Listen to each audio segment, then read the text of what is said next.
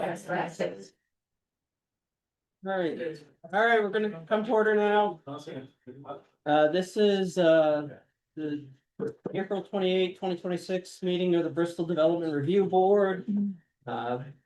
Any changes to the agenda? Yes, we're moving, the first item, the Mylar review. Item 3, topic A. We're gonna, that's one you and I talked about. Yeah, so we're gonna, there was the 3-lot subdivision that we did last time.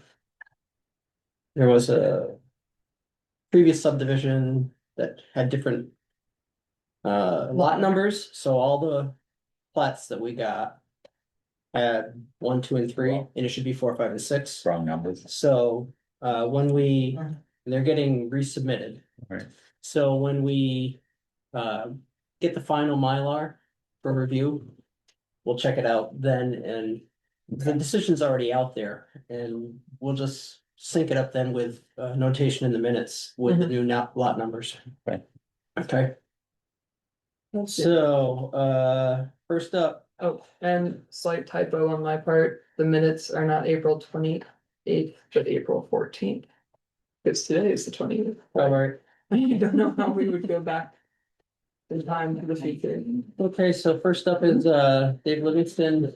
Where's Dave? There's Dave. Come on up. How you doing? Good, there we go. All right. So we got sketch plan review. Raise your right hand, Dave. This is final. Oh, you're right. Sorry, this is the final plat review for Right. Lucas's lot, right? Yes. All right, so raise your right hand. Solemnly swear the evidence you shall give before this development review board should be the truth, the whole truth, and nothing but the truth. Yes. Okay, so. The 2-lot subdivision, you're carving out 5 acres, a little over. Yes. And last time, for sketch plan, we wanted you to have the, there we go, I got it too. The access on there, so we've got the access on there, you've got your. Approval from the select board, right, for access to hard scrabble? Yes. Okay, so we've got proposed house site, we've got access. We're in RA5? Correct. All right, so 2-acre minimum for residential, so we've got the It's covered there. adequate lot size. Any questions from the board? Any? It's pretty straightforward. It was, Yeah, yeah. yeah, so this is it's a minor, so this is the it can be approved with one hearing. Any comments or questions from the public? Okay. I move that we approve the subdivision with a plot plan from Ron LaRose. There's the date of November 19, 2025. Is Dave Livingston LLC the right for the landowner? Yeah. Okay. Need a second? I'll second it. Any discussion? All those in favor? Aye. Aye. Are we 6 or 7 tonight? Six. Is Ron down there? No, 6. Ron's on vacation. Okay. You should have joined. Yes. All right, thanks, Dave, you're done. Thank you. Well, Well, that one's done. That one's done. One done. well, Yeah. the next one. right here, whatever. The next one. Easy He's one. the next one too, yeah. Are you? Yeah, he's. Yeah, let's do it, This Dave. is Mr. So this is, come on up. I don't know. You're next anyway. You're even the next number. This is 26-401. Dave Livingston, Upper Luhan Road, parcel 040151.11. Sketch plan review for 7-lot subdivision. I've got mine. Okay. So. How far along are you, Dave, in the process? Not very. We got, We bought the land from Al Clark and he had started the subdivision on it, back a couple of years ago with LaRose. Actually, I'm not exactly sure. It might have been 4 years ago. I'm not exactly sure how long ago it was. But anyways, so he was partway into it and, he asked me if I was interested in buying the property, so we did, and, we're basically continuing forward with what he started. Taken from there. So He'd already had LaRose's up there doing a bunch of. Yeah. Designing the septic systems and et cetera, and the road and. blah, so is there a blah, blah. road there yet, or is that No, being built? there's no road there, no. So we've got 7 lots, all of a little bit more than 5 acres. 5.2. Lot 1 is 5.1, rest bunch 5.2, the biggest is, looks like 5.5. And are those all proposed septic sites? Okay. With, I'm guessing. See better. Yeah, each lot will have its own well, So are these wastewater system. these cutouts, is it this little cutout, does that go with that lot? It's preliminary now, but yeah, I believe how Kevin had it set up was this would be an easement. Oh, well, Depending so upon- is this septic Goes on with this lot house. 1? Or Yeah, is it on lot 2?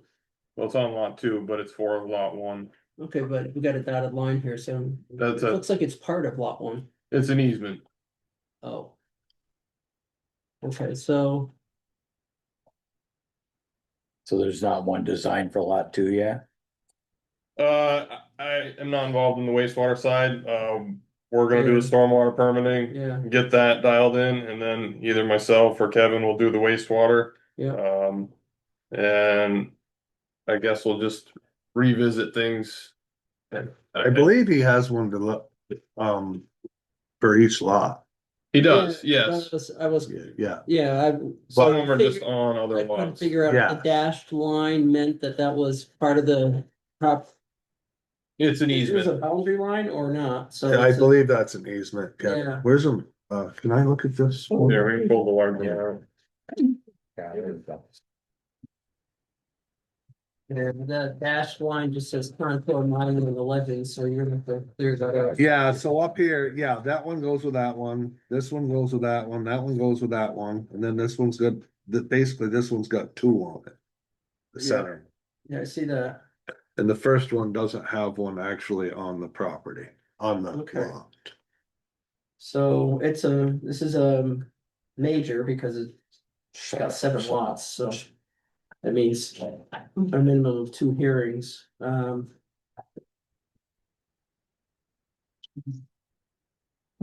And each lot will have its own well.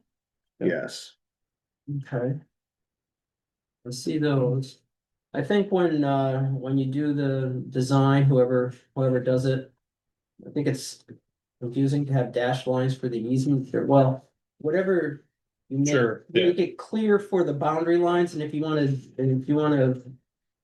Yep, Depict an easement area somehow, just make it clear in the legend. sure. so one thing, Kevin, is some of these septic systems might end up getting moved around a little Sure. bit because of the road and the stormwater permit. Yep. Because there's gonna have to be a couple of stormwater ponds, it looks like, and those will kind of dictate the septic system. Yeah, so you figure those out first and then, Correct. and then looks like it perks pretty well, so you got. Yeah, You got plenty of room to maneuver. So it looks like it's pretty steep road, Upper Man's pretty steep there, and then you climb in the beginning, then the road well, it still climbs, but it kind of levels off. yeah, it flattens out kind of where Yeah. the, So. Where are you with Act 250? well, we haven't Should be- gotten that far yet. I didn't know. Well, we needed to come to you guys first, and you Yep. know, we didn't wanna Get the ball rolling. get Yeah. too far into Act 250 without, Sure, you know. well, you've gotta go there. Oh, yeah. Yeah. Okay. Kevin, Yo, do you need to sign the minutes? Oh, swear. Swear in. Jared, yeah. Well, this usually gives before this development, I don't, he's still on the road. He's not this for the evidence usually give for this development, you worship me, the truth, the whole truth, you nothing but the truth. Yes. Thank you. Anything else? Oh, you're gonna have to, you don't have your curb cut yet. You're. No, we don't have any of that. We figured we would come to a Yeah, hearing and let's see see. what you guys. Yeah, so you're gonna need that, Yeah. by the final anyway. Correct, yeah. There already is kind of an access point there, Yeah, but it's not, I don't think it's an actual curb cut, yeah. yeah, no, I mean, yeah, it's not the very good phrase for out there, but I mean, Yeah. support approval for an access Mhm. off of Upper Meehan.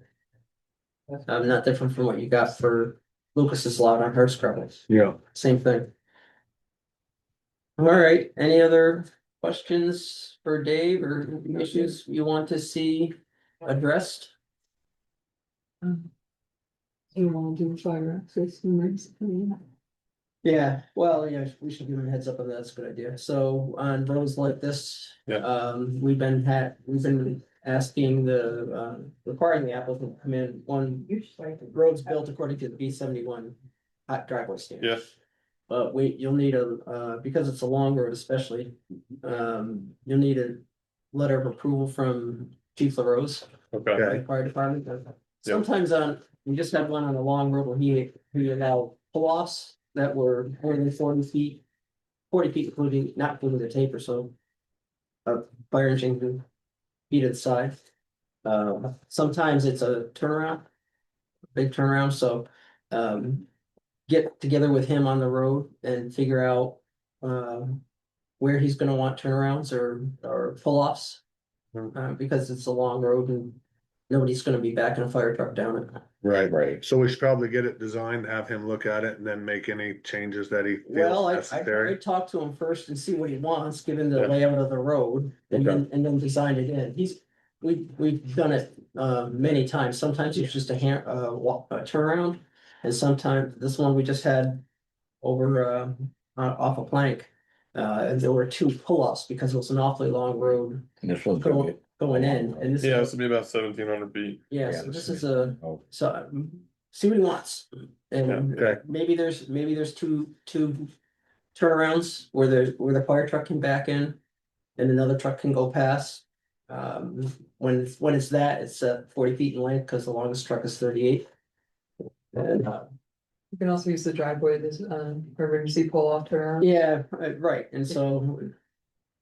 I would start with him. Yeah, And then, Okay, and then, He'll point you in the right direction. work around and he'll issue the letter, but. okay,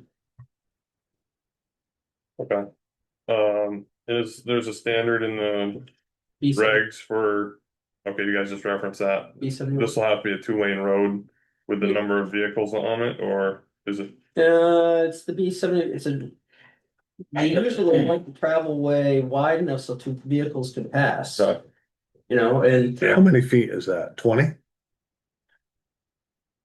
24 maybe. 16, 20 feet. Maybe, what does the B-71 say? I don't know off the top of my head. Yeah, I know. Okay, but 2-lane, For driveways, Certain base. that's what the pull-offs are for. Yeah, If you no, have I know. an 18-foot driveway, I think that's. But we can't, but that's for, we can't, we've required them when you have this many lots to have Yeah. two vehicles to be able to pass each Yeah. other within. Mhm. So maybe it's 24 feet, something like that. 24, 25, yeah. Yeah, we'll check the B-71 standard, but Okay. I don't know if that tells you how much, the standard Yeah, base and, Well, Brett would be able to tell Right. in terms of, well, I don't know that he's been saying a required width or not. well, there must be a place you can look up the B-71 road and Yeah. it'll give you the width That's and the everything. state standard. Okay, yeah, It comes out of AOT. Yeah. And, I was just clarifying it's for 2 lanes. yeah. Yeah. We had it on the one at Plank Road that was part of the plan. Mhm. It was reprinted in there, but I'm not familiar enough with the particulars, but. We've always required a road that has multiple lots for two cars to be able to pass each other. And, not too many Coopers, something bigger. Something bigger. sure. Two pickup trucks, because that's Yep. what everybody's gonna have. Yep. Got the wells, got the septic to be designed. Road, I think that covers it. Anybody else got anything else for? I'm assuming power is already present on Upper Meehan, so you just. And there's already power on the first lot. On the first lot, okay. Yeah, So you're just gonna probably do it alongside the driveway. yeah, yes, we'll probably go, up the edges of the driveway, like you said. I did have, Jonathan from Green Mountain Power take a look at it, and he came up with kind of a simple design, basically a few poles up through there and then underground to the houses. Anything further for Dave? All right, thanks, fellas. Yep. We'll move on. Good. All right, thank you.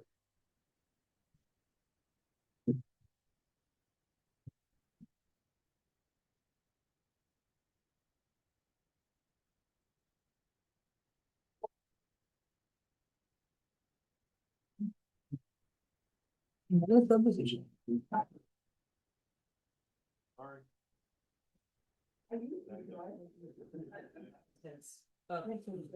your I don't know if I need it. It's a nice metal one. Thank you, guys. We have. It is. Thank you, Greg. Yep. You're all set then. Alright. Yeah. Next up, permit number 26-402, Alicia Grace of Esty Road requesting a sketch plan review Oh, how far he moved from there. for a 2-lot subdivision located on lands of Todd Baldwin, Wow. parcel 020113.1.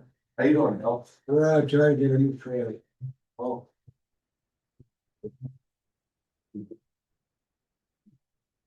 Who do we have here? My sister, Okay, and your name? William Grace. And your name? Norma Freegar. Okay. Raise your right hands.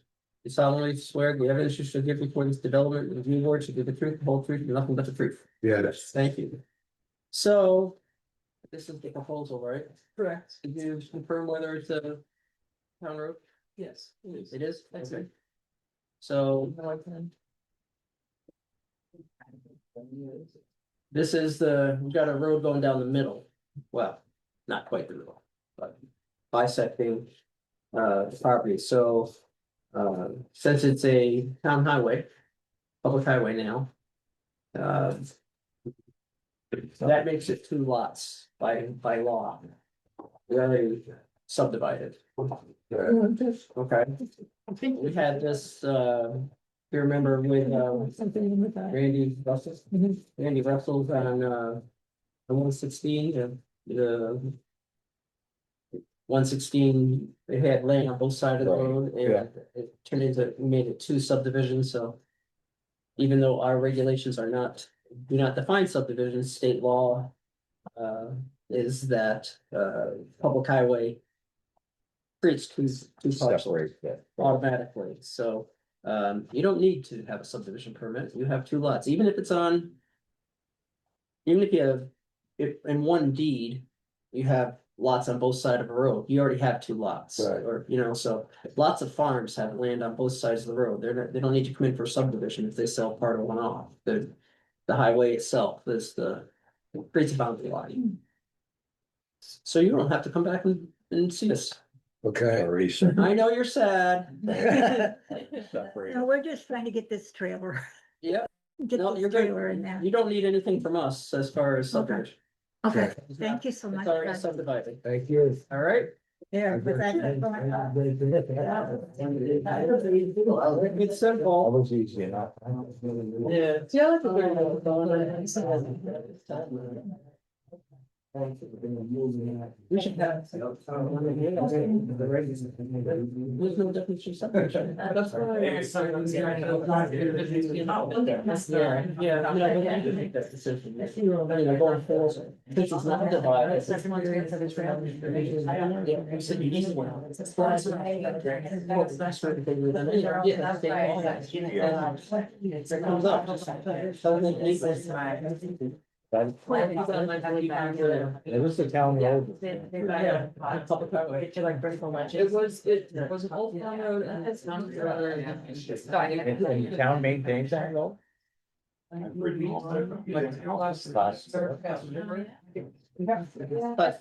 done the down highway plan. I will, enough, I've done the hike from. enough for me. Either way. All right, next up. Hey, folks. Permit 26-301, mountain bike Bristol Recreation Club of Airport Drive. Requesting conditional views reviewed for hiking and biking trails to be erected on the lands of A. Johnson. Company parcel 0601112.1. Conditional use review Who we have here? I'm Samantha Morrissey. Oh, Ben Johnson. No, I thought so. Right here. You solemnly swear the evidence you shall give before this development review board shall be the truth, the whole truth, and nothing but the truth. I do. So all I've got is the hobo. Yeah, Where's that's the- Yeah, I know, but what is the rest of the one? Oh. I think it's that you This is from my project, yes. Um, So who's gonna walk us through, well, first off, who? Bristol. Mountain Bike Bristol, what is Mountain Bike Bristol? Is it an entity? It's an organization and the Bristol Recreation Club is our fiscal sponsor, so we don't have official registration. But we're also part of the Addison County Bicycle Club, which is a VEMBA chapter. So you're not are you a 501c3? Are you an entity? We're not an entity, but we're having fiscal sponsorship through the Recreation Club. Okay, so what's the Bristol Recreation Club? I know we have a rec department. The club owns the rec fields and they are a 501(c)(3). Okay, so they're the applicant, they're not 100% sure of what their status is with relation to the town, but they're separate from the town in some ways anyway. They own the property. Yeah, I know, but what are they? They're a registered 501(c)(3). Yeah, I know. You know, it's they have, Can I explain that to you? You sure can. Steve, all right, good. Bristol. Who are you? By the Identify way, yourself. Huh? Dave Rosen. Yeah, The, I swear you in. oh, sure. You solemnly swear the evidence you shall give before this development review board should be the truth, the whole truth, and nothing but the truth. Yes, sir. Thank you. Go ahead. Identify yourself again. The, Who are you? Dave Rosen, Rosen. Got it.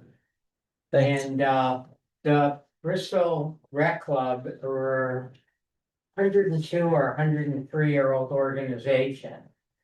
And the land that, you know, are the recreation fields from Airport Drive. What are we going there? Is that? East. Yeah, yeah, wait, East. school, all of that property in there. Yeah. Is the Bristol Rec Club, and we are a 501c3, and there've been a couple of recreation projects that have kind of come under our umbrella for reasons like, you know, like you all said that, you know, all these things don't need to go through to become their own freestanding 501c3. So like I say, it, not me, but the program has 102-year-old history in town. So some sort of unincorporated association.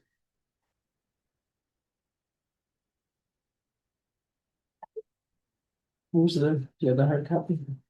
There's one right for you. Okay. So, give me your name again. Samantha. Samantha, you gonna walk us through? Sure.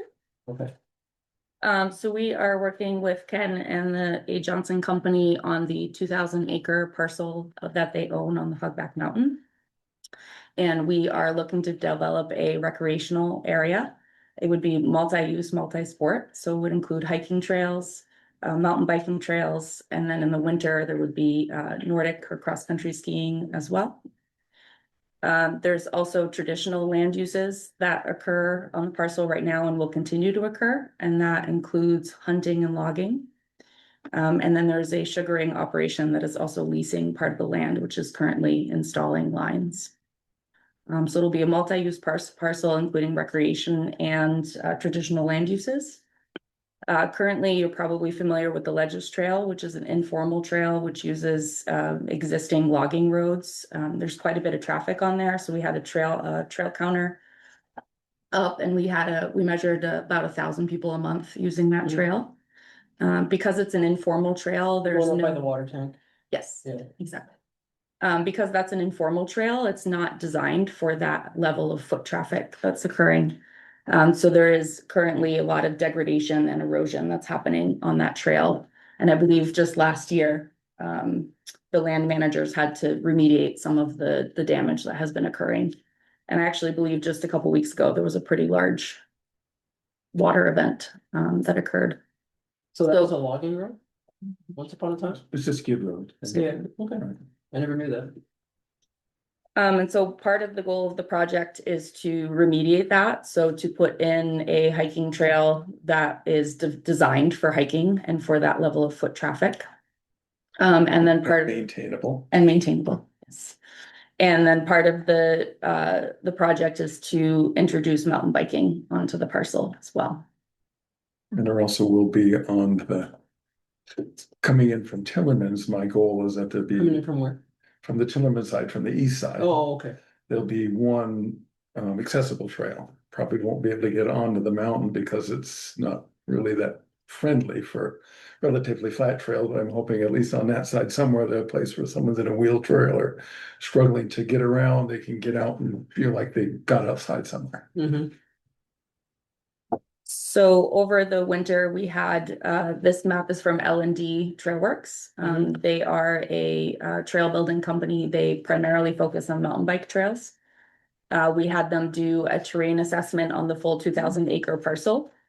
And we have decided, in collaboration with them, to move forward with just one section to begin with.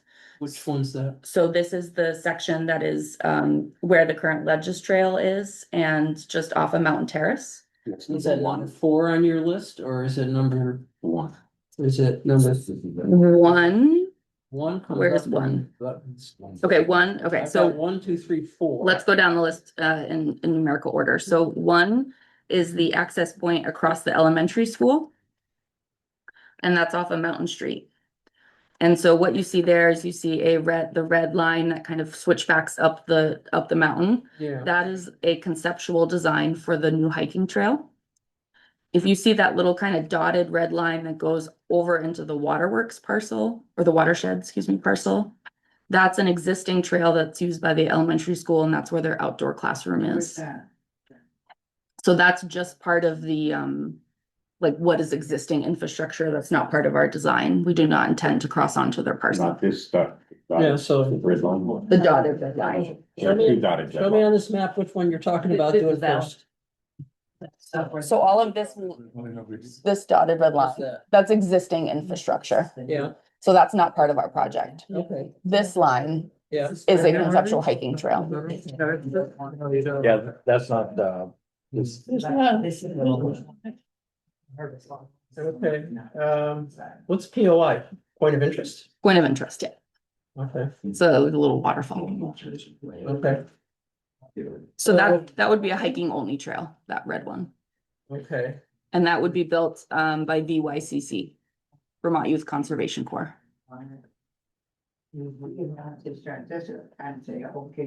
there's already an access trail across from Mountain Street School. Yes. That's that right away. There's a couple houses right there to go up on the side of there. So is there a trail standard that you're gonna be using as far as how these things are constructed? I assume there's Yeah. some guidance as to what's proper and what's improper, and what kind of, where you need culverts and how steep they can be and all of that. Yep, so VEMBA, which is the Vermont Mountain Bike Association, Yeah, they have best trail management practices, which have been recognized by the state of Vermont as part of their regulations. And those are the trails that were what do you call it? Standard. VMBA? Yeah. And who's L&D LePesker and Daughter Designs. and where are they out? They are out of Rochester. And they've done a lot of work in the area. So they've recently built a new trail. They've done a lot of the trails actually in the Moose Lamoon National Forest. They just did a fully ADA accessible trail up at Bolton, the driving range. Anything else local to here? They just did a bunch of trails in Lincoln that aren't open yet, but they just did the Lincoln Sports Trails. And are these hiking trails, are they biking trails, are they combination? So the red one here across Or the ones that you're talking about? that they're building, Like Lincoln or Bolton? they're either multi-use, which would be hiking and mountain biking, or they are mountain biking only. And this one is hiking only. Yes. The one up from the elementary school is hiking only until it meets the Ledges Trail. Yeah. Trail what? That's existing. No, it's not existing. So the only part that's existing is The only part that's existing right now is this dotted red line. Yeah, This is the proposed trail. yeah, okay, so that's what you're calling, that's what you're looking for approval for right now. We're looking for approval for all of this, plus the, do you have the ADA one, the crossing the Tillman? So one of the problems I have with this is the legend here has dash, long dash, short dash, long dash, short dash Should for all. differentiate the 50. color a little bit. Better. Well, they're all the same cadence too. They're long, short, long, short. That's not helpful. Well, these are all the existing trails. The trails that we're proposing are all they're all colored coded. So Yeah. there's a red trail, a blue trail, and a green trail. Yeah, I get that, but you look in the legend, it says view access, dash, long dash, short dash, dash, long, existing trail, hiking trail, main hiking trail, and school trail are all the same, They look the same. Yeah. you know, and the same, not only the same, you know, it just makes it hard to, it just is confusing. That'll get fixed. You know, if you're intending to depict different types of trails, then give us maybe some is two long dashes and a short and, you know, or something to, otherwise Just it's gonna be a separates it. mess. Yeah. Okay. Um, So are these all deeded right of ways? Deeded already trails or just the trails that people just go up and use? And I haven't been up there. It's just, people just walk up there Yeah, there's a lot of old But logging. How does anybody know that it's okay to go across from mountains? because we've never shot anybody. It's not posted. yeah, I never knew you guys owned it. Well, thank you for leaving. I knew Dave.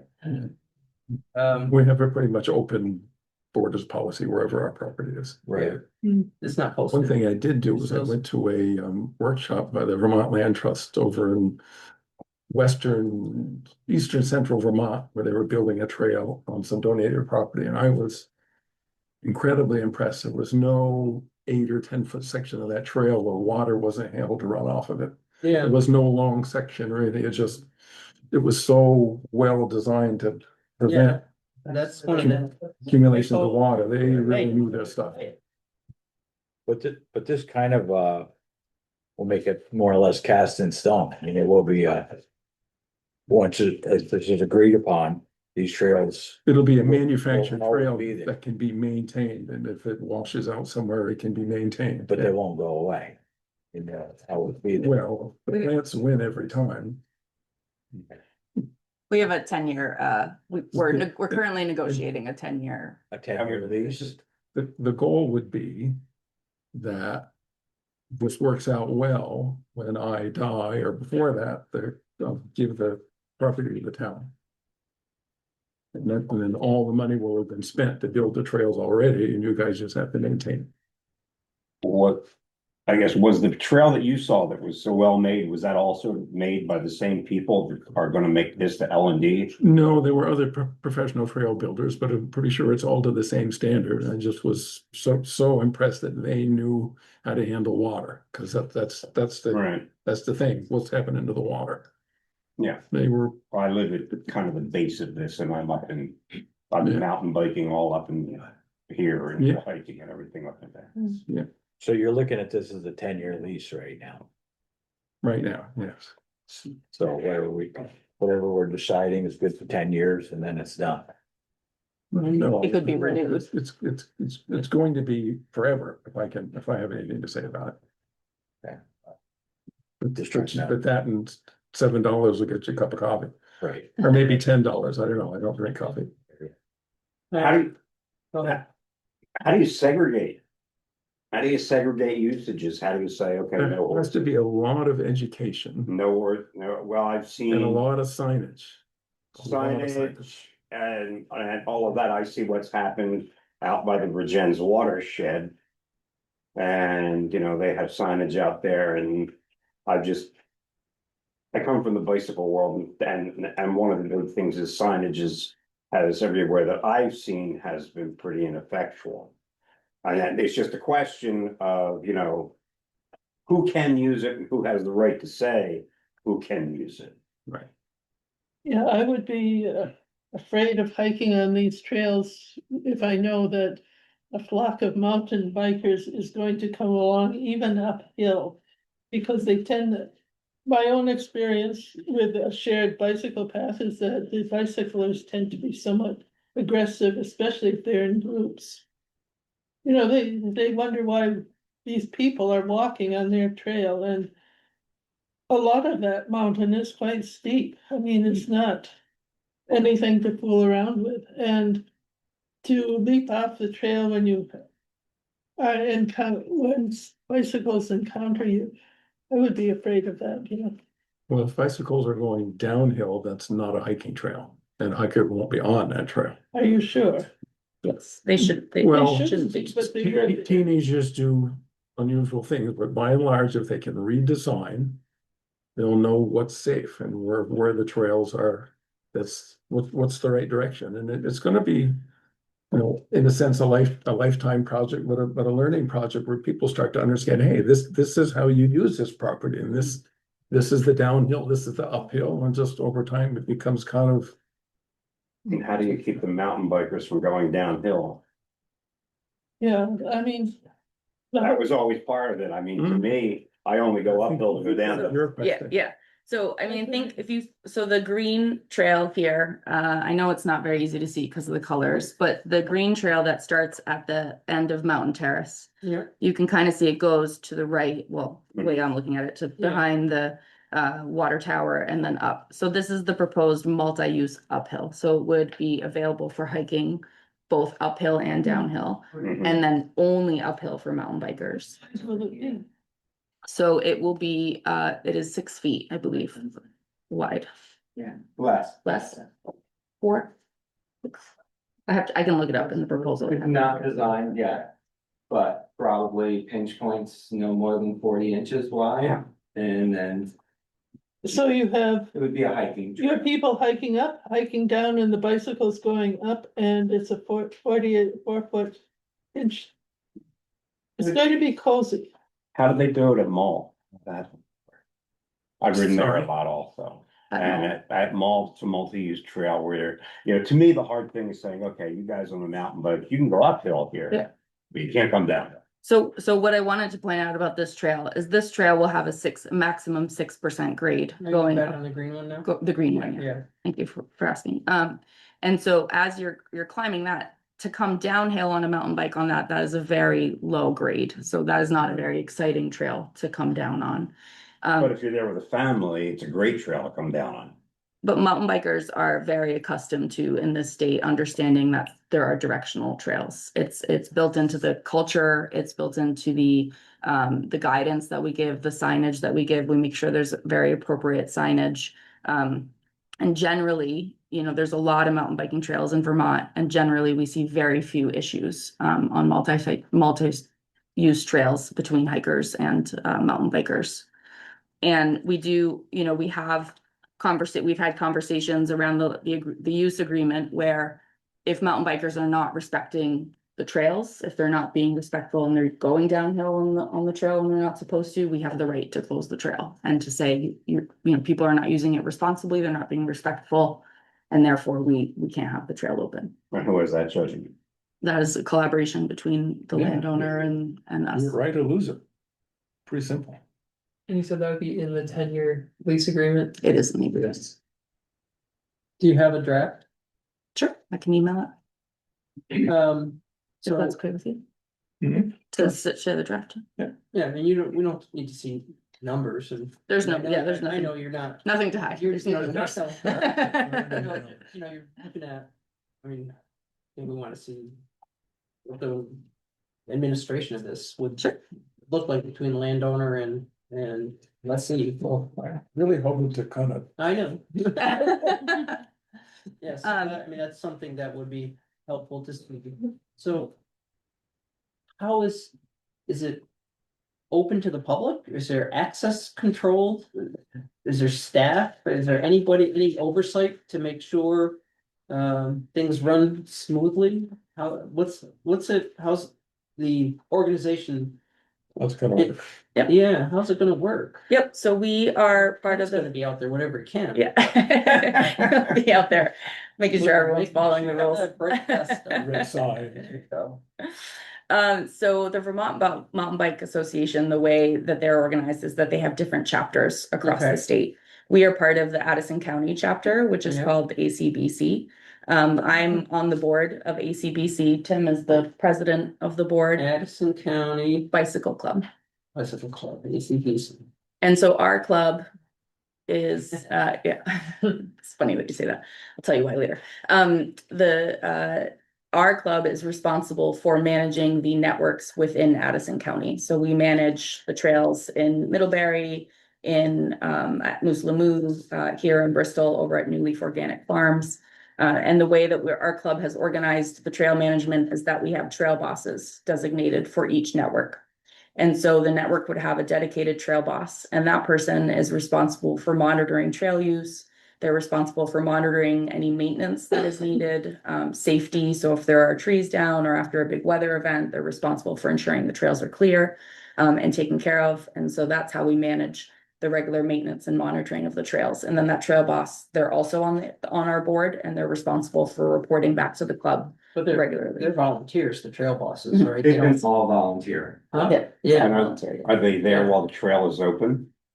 No, it is not staff. It's not staff. It's not staff. No. Yeah, Right. ACBC works in partnership with many organizations and landowners through the county in maintaining and building trails, but we're not staffing them. Yeah. We're just working in collaboration. They are riding on the trails, We're right? using them, we're supporting. They're gonna be out there on their bike Right. and hiking and all that. So for example, we did a volunteer day in Middlebury on Sunday. And there were about 15 folks who put a morning in of work, clearing trails and getting ready for the summer. Yeah, no, there's just a difference between volunteers and somebody's in sub-level responsible versus someone whose job it is to go out there and inspect the trails after a rain and, and to sort of be on staff or on call at some level, but it sounds like it's not that. It's got dedicated people who are interested in this and they help out where and when they can, and somebody has primary responsibility for a certain trail, and they call somebody when there's a tree down across that needs to be chainsawed.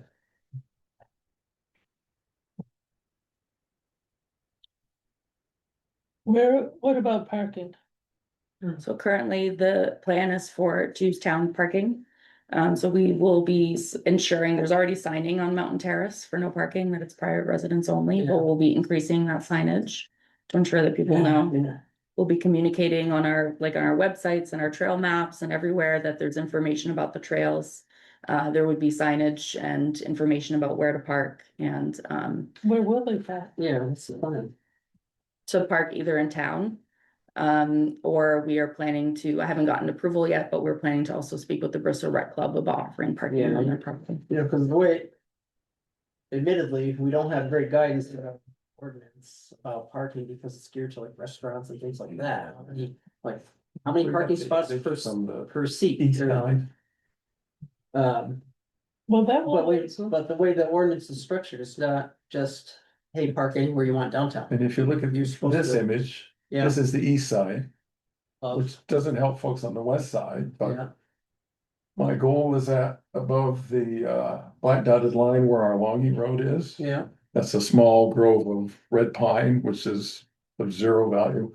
My goal is that the handicap trail would be starting there and there's room there for fairly sizable parking lot. So we'll be parking on that side. could you just go up and point, Ken, because I'm not sure where you're referring to.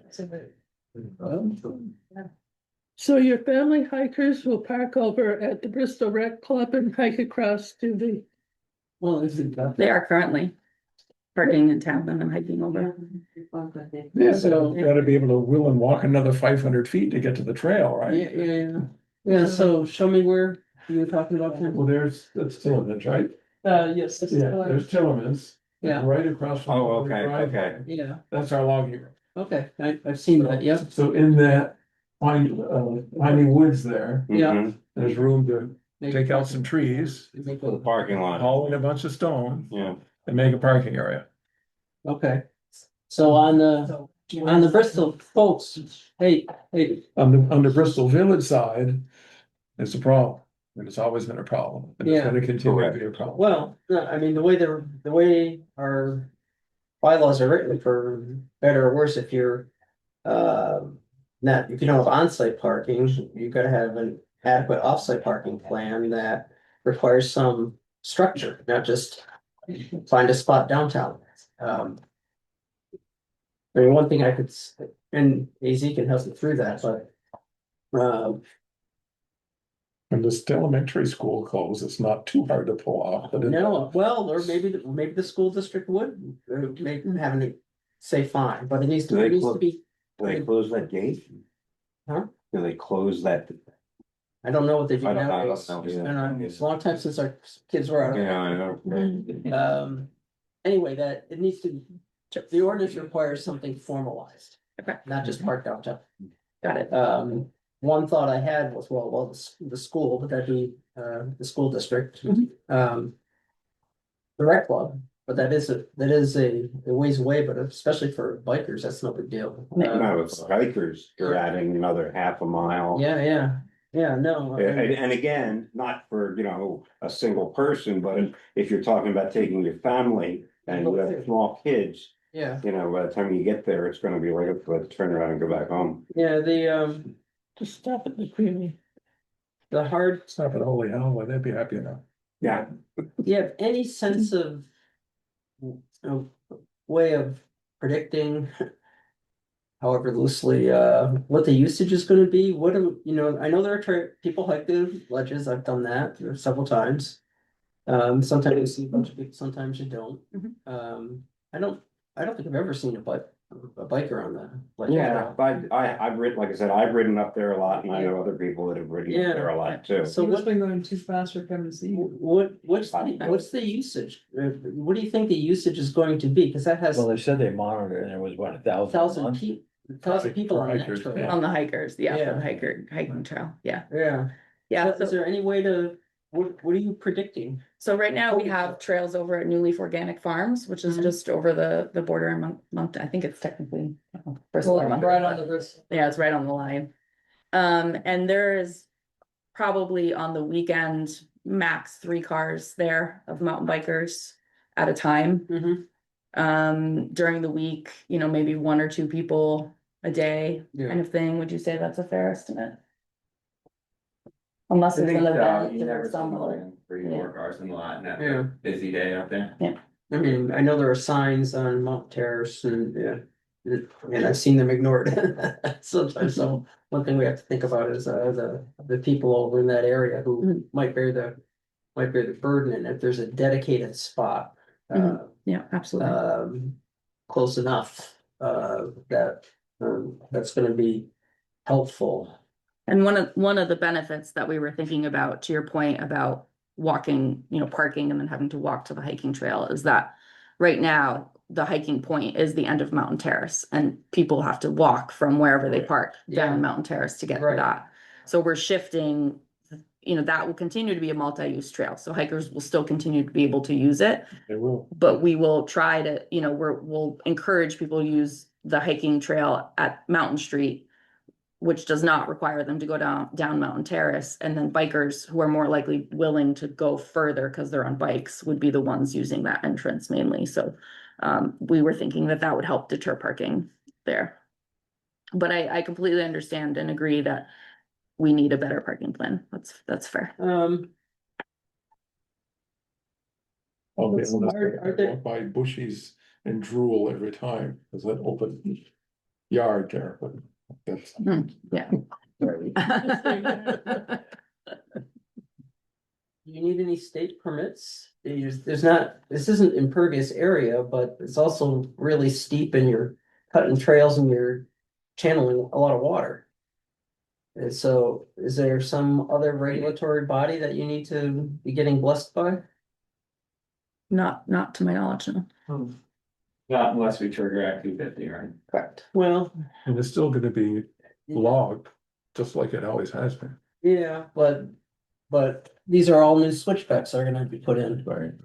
And every time you do a switchback, you're cutting across, and you gotta get water from one side to the other and all of that, and even just the construction process itself can create need for sediment control. One of the reasons that we chose this designer specifically to work with is because of their reputation with water management.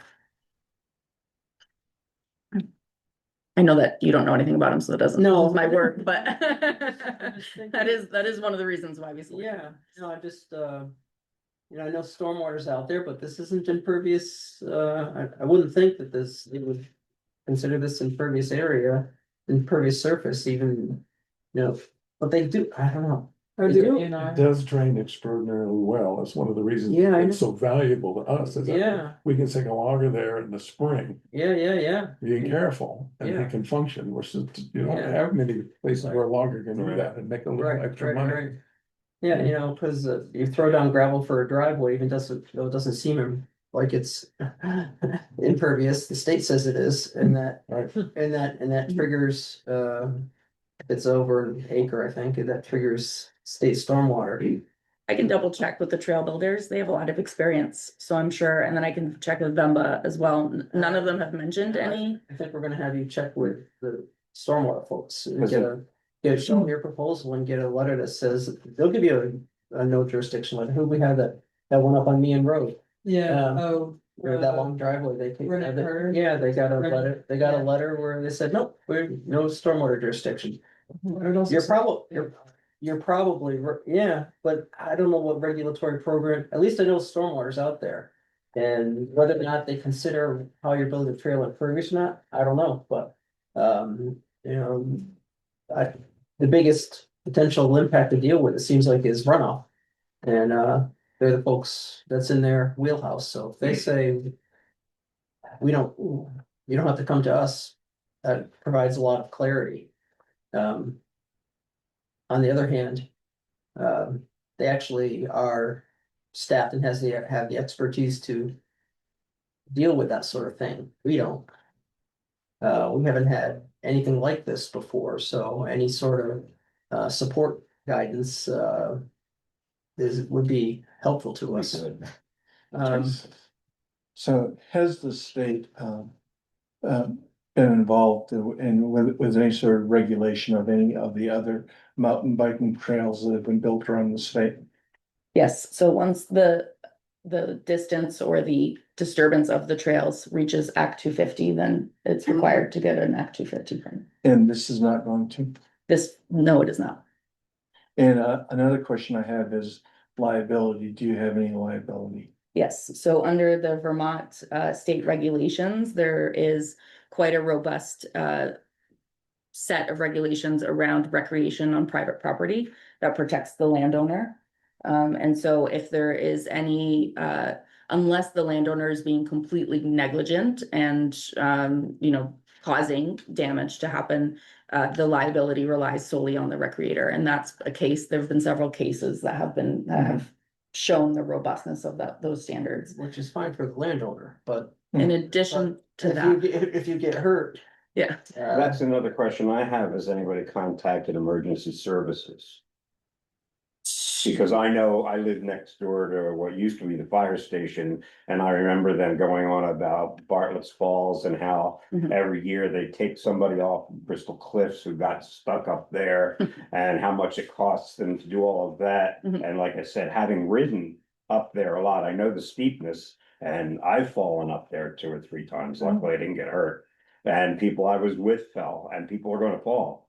And So, there's actually, many of you won't be old enough to remember it, but a student slipped off the ledges, off Deer Leap in the winter, and this snowmobiles, it was so slippery, the snowmobiles couldn't go up to go look and see where the student was. And I'm familiar with the statute, it's a statute you're talking about. Protects landowners, so I guess liability unless there's extreme recklessness. But it's through VAST, it's really the ones who pushed that, but, when you, it's geared toward land in its natural state. And they're saying that that's not that. And so it's unclear to me when you've actually constructed improvements. Mhm. Whether or not you lose the protection of that. Now, charging admission, charging is something we absolutely do, and you guys aren't, so you're still going to be non-commercial, which is one of the, usually Act 250, it's about commercial development. This isn't commercial. On the other hand, there's a municipal trigger. And that's why I was asking questions in the beginning, because of the nature of the rec club and, Mhm. you know, would this be considered a municipal use? It's open to the public. So have you sought a jurisdictional opinion from Act 250? We have not, but we have worked with Vemba on it, and Vemba has worked with with it within Act 215 with the legislature extensively Yeah. on this, including with that landowner regulation. So all of the mountain bike trails in Vermont are covered by that protection. Okay. And then Vemba, through our membership, through the ACBC, the Addison County Bicycle Club, we have additional liability insurance through Vemba. But do you have something from Act 250, the district coordinator, that says no Act 250 permit is required? I can get it. Okay. But I'm confident that at this phase, Okay. we don't need it, so I can get it. Yeah, so you haven't applied for that yet? No. Okay. That would be something helpful, because this one, it's hard for me to figure out.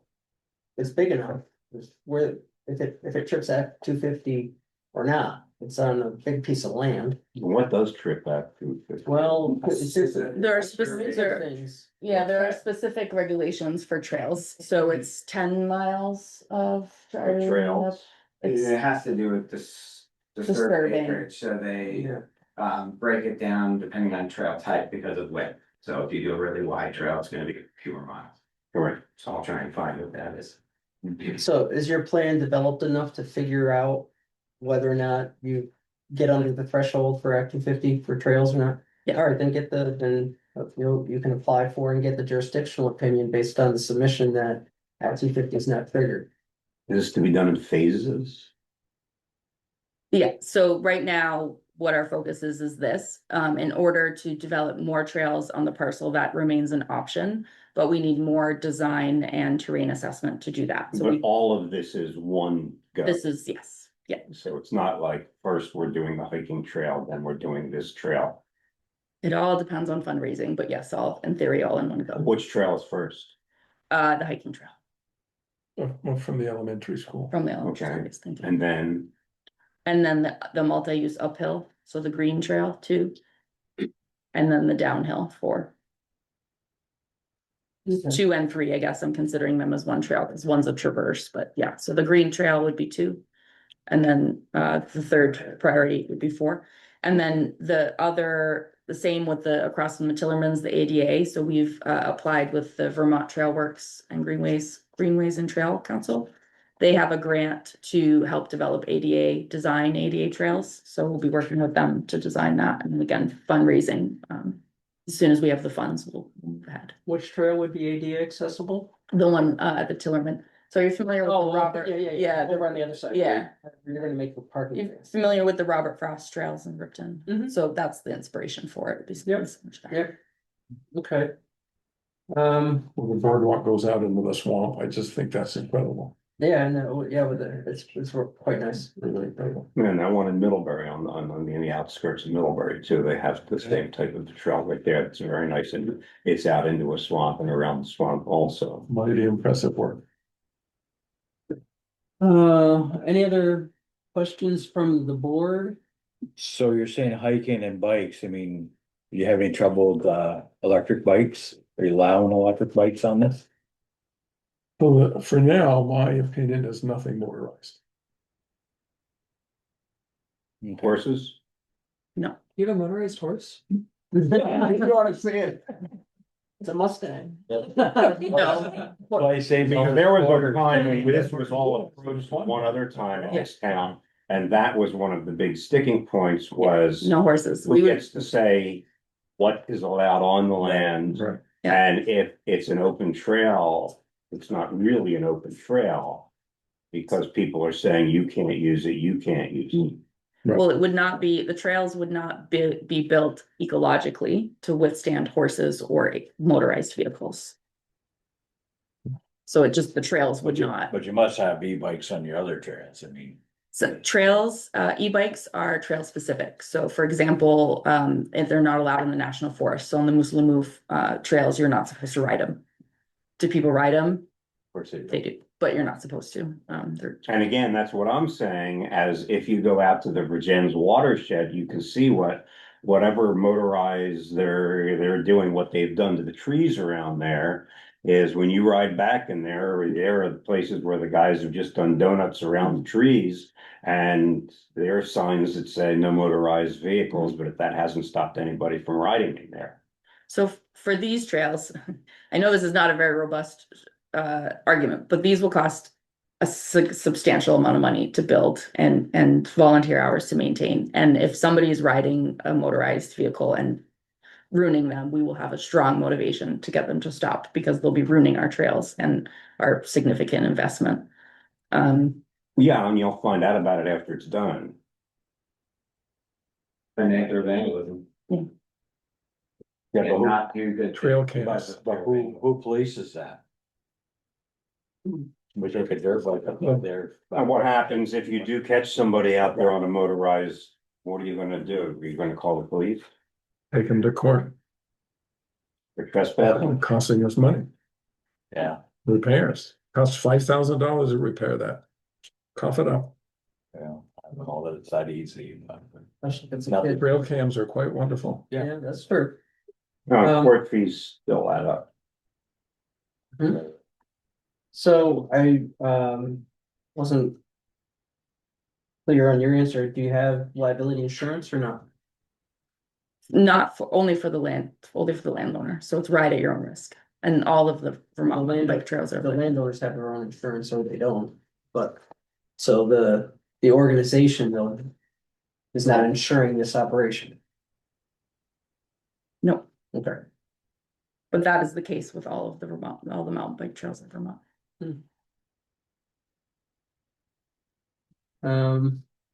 Any sensitive ecological areas that we need to think about? We have like Vernal Pond? There are on the bat parcel. trees, who knows? There are on the parcel. But I know the falcons are up on the cliff, or it used to be. yep, and the falcons that's totally out of scope. So the cliff is totally out of scope of the project. We won't be anywhere near that. Even with the green trail? Even with the green trail, yep. Okay. Cause there used to be signs up there that said you had to be during nesting season, in the spring, you had to be so far away from the cliff. Yeah, and that is, Nowhere near 'em.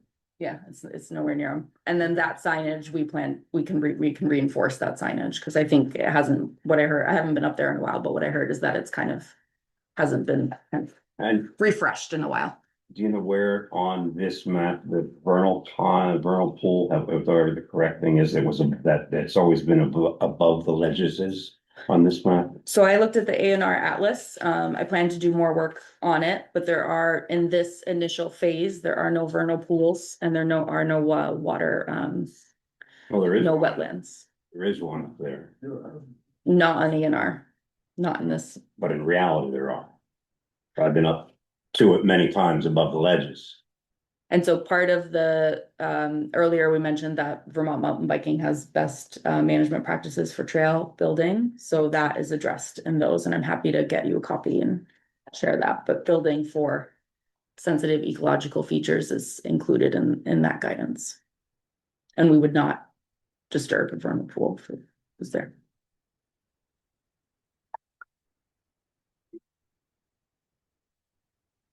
We've talked about doing a broader ecological assessment. What we've decided is the most value that we're going to get through that is to focus on the trail corridors rather than doing a full assessment across the entire parcel. Makes sense. And so once it's flagged, we're gonna be kind of looking at the A&R and then walking it, and seeing kind of what the next best steps and approaches for that's gonna deliver the most value in terms of. Who would you be working with in A&R? I don't mean person. I don't have a- Department. The A&R Atlas is what I've been using. So I haven't contacted anyone in A&R.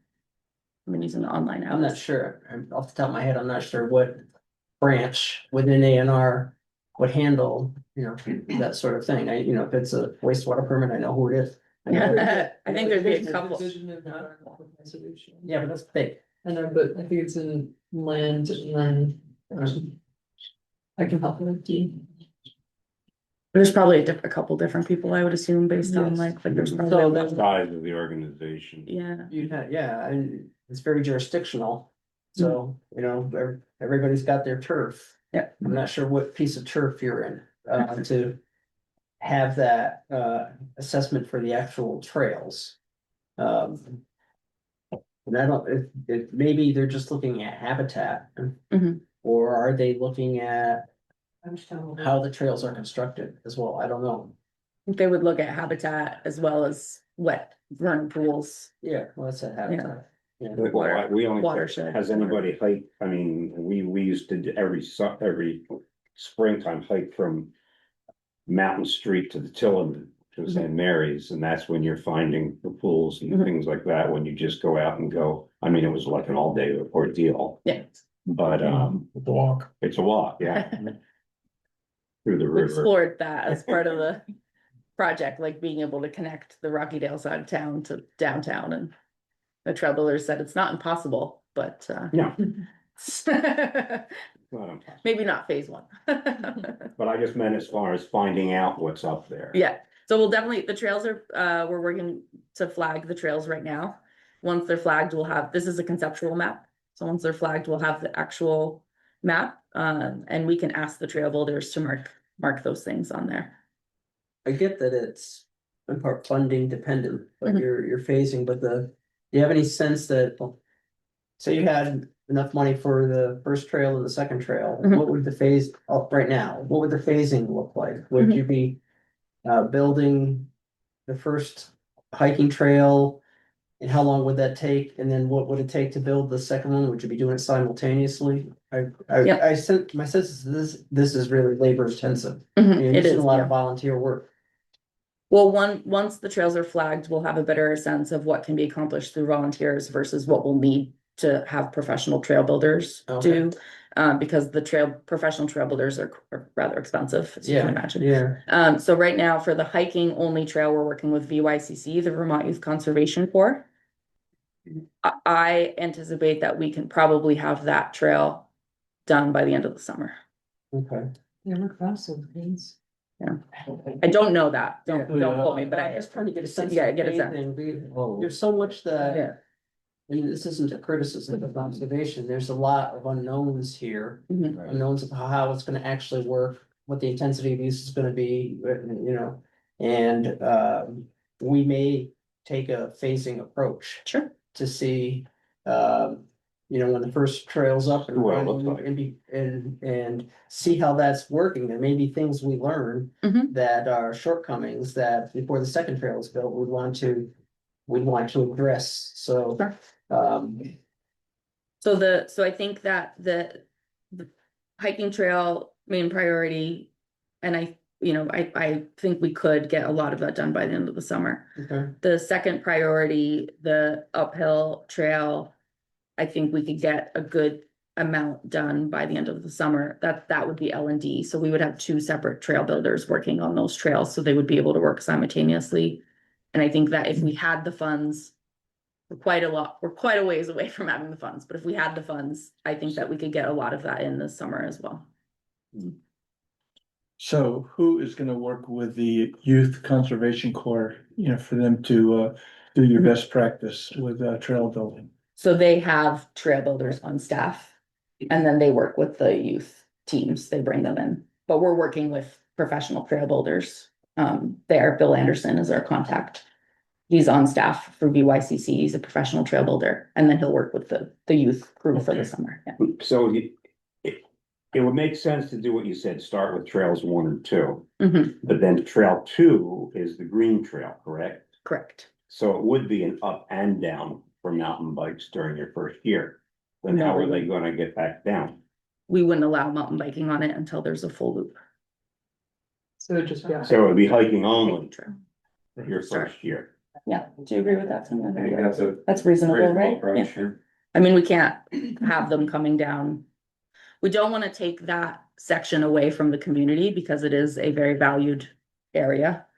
And we can't have hikers going up and mountain bikers coming down. That's not safe. So so where that's just not. how does something- green become a full loop when it touches the blue trail and comes down? Yes. Okay, So we wouldn't have mountain biking until that that blue trail is I see. complete. Now, are we aiming any of this at being let's say, family friendly with the biking world? Mhm. Because the blue trail to me does not look like, an 8-year-old's gonna be riding it. So, but they could be riding up there with mom and dad, and then they're gonna get up. I took my friend's kid over to lift access at Sugar Bush, and you get up at the top, and you look down and you say, But why did oh. I think those colors were difficulty rating. They were. No, they're not. No, but I'm just looking at the gradients and I'm looking at the switchbacks, and that's not an easy trail to ride. No, so we did, when we were working on the An design, 8-year-old. ask the trail 10-year-old. builders to think about that, because we really wanted something that was family friendly. Yeah. I mean, the trails will be marked in terms of difficulty level, so anyone Okay, who's, okay, that was just, I mean, and again, coming from the bicycle world, the bicycle world has a tendency to aim towards the extremes and forget about the mainstream. no, we want these to be mainstream. The challenge is the grade. I mean, we have to work with the A terrain, lot of right? it to So, me was that so many sections of it were so family oriented Mhm. that you could go with anybody and, Yeah. and they allow intermixed in there, weren't saying you can't go here. And I think that leads to better trail behavior if we avoid I the agree, really hardcore stuff. They can go find that somewhere else. I agree. and that's not our goal here, so we want to create the most accessible trail possible, Which working isn't with the your goal. grade. This is for the community. Yeah. Not for just the hardcore biker. This is Exactly. for everybody to enjoy. And then, so we wanted something easy, but the designers came back and kind of said, with the grade, there's not a lot of easy terrain out there.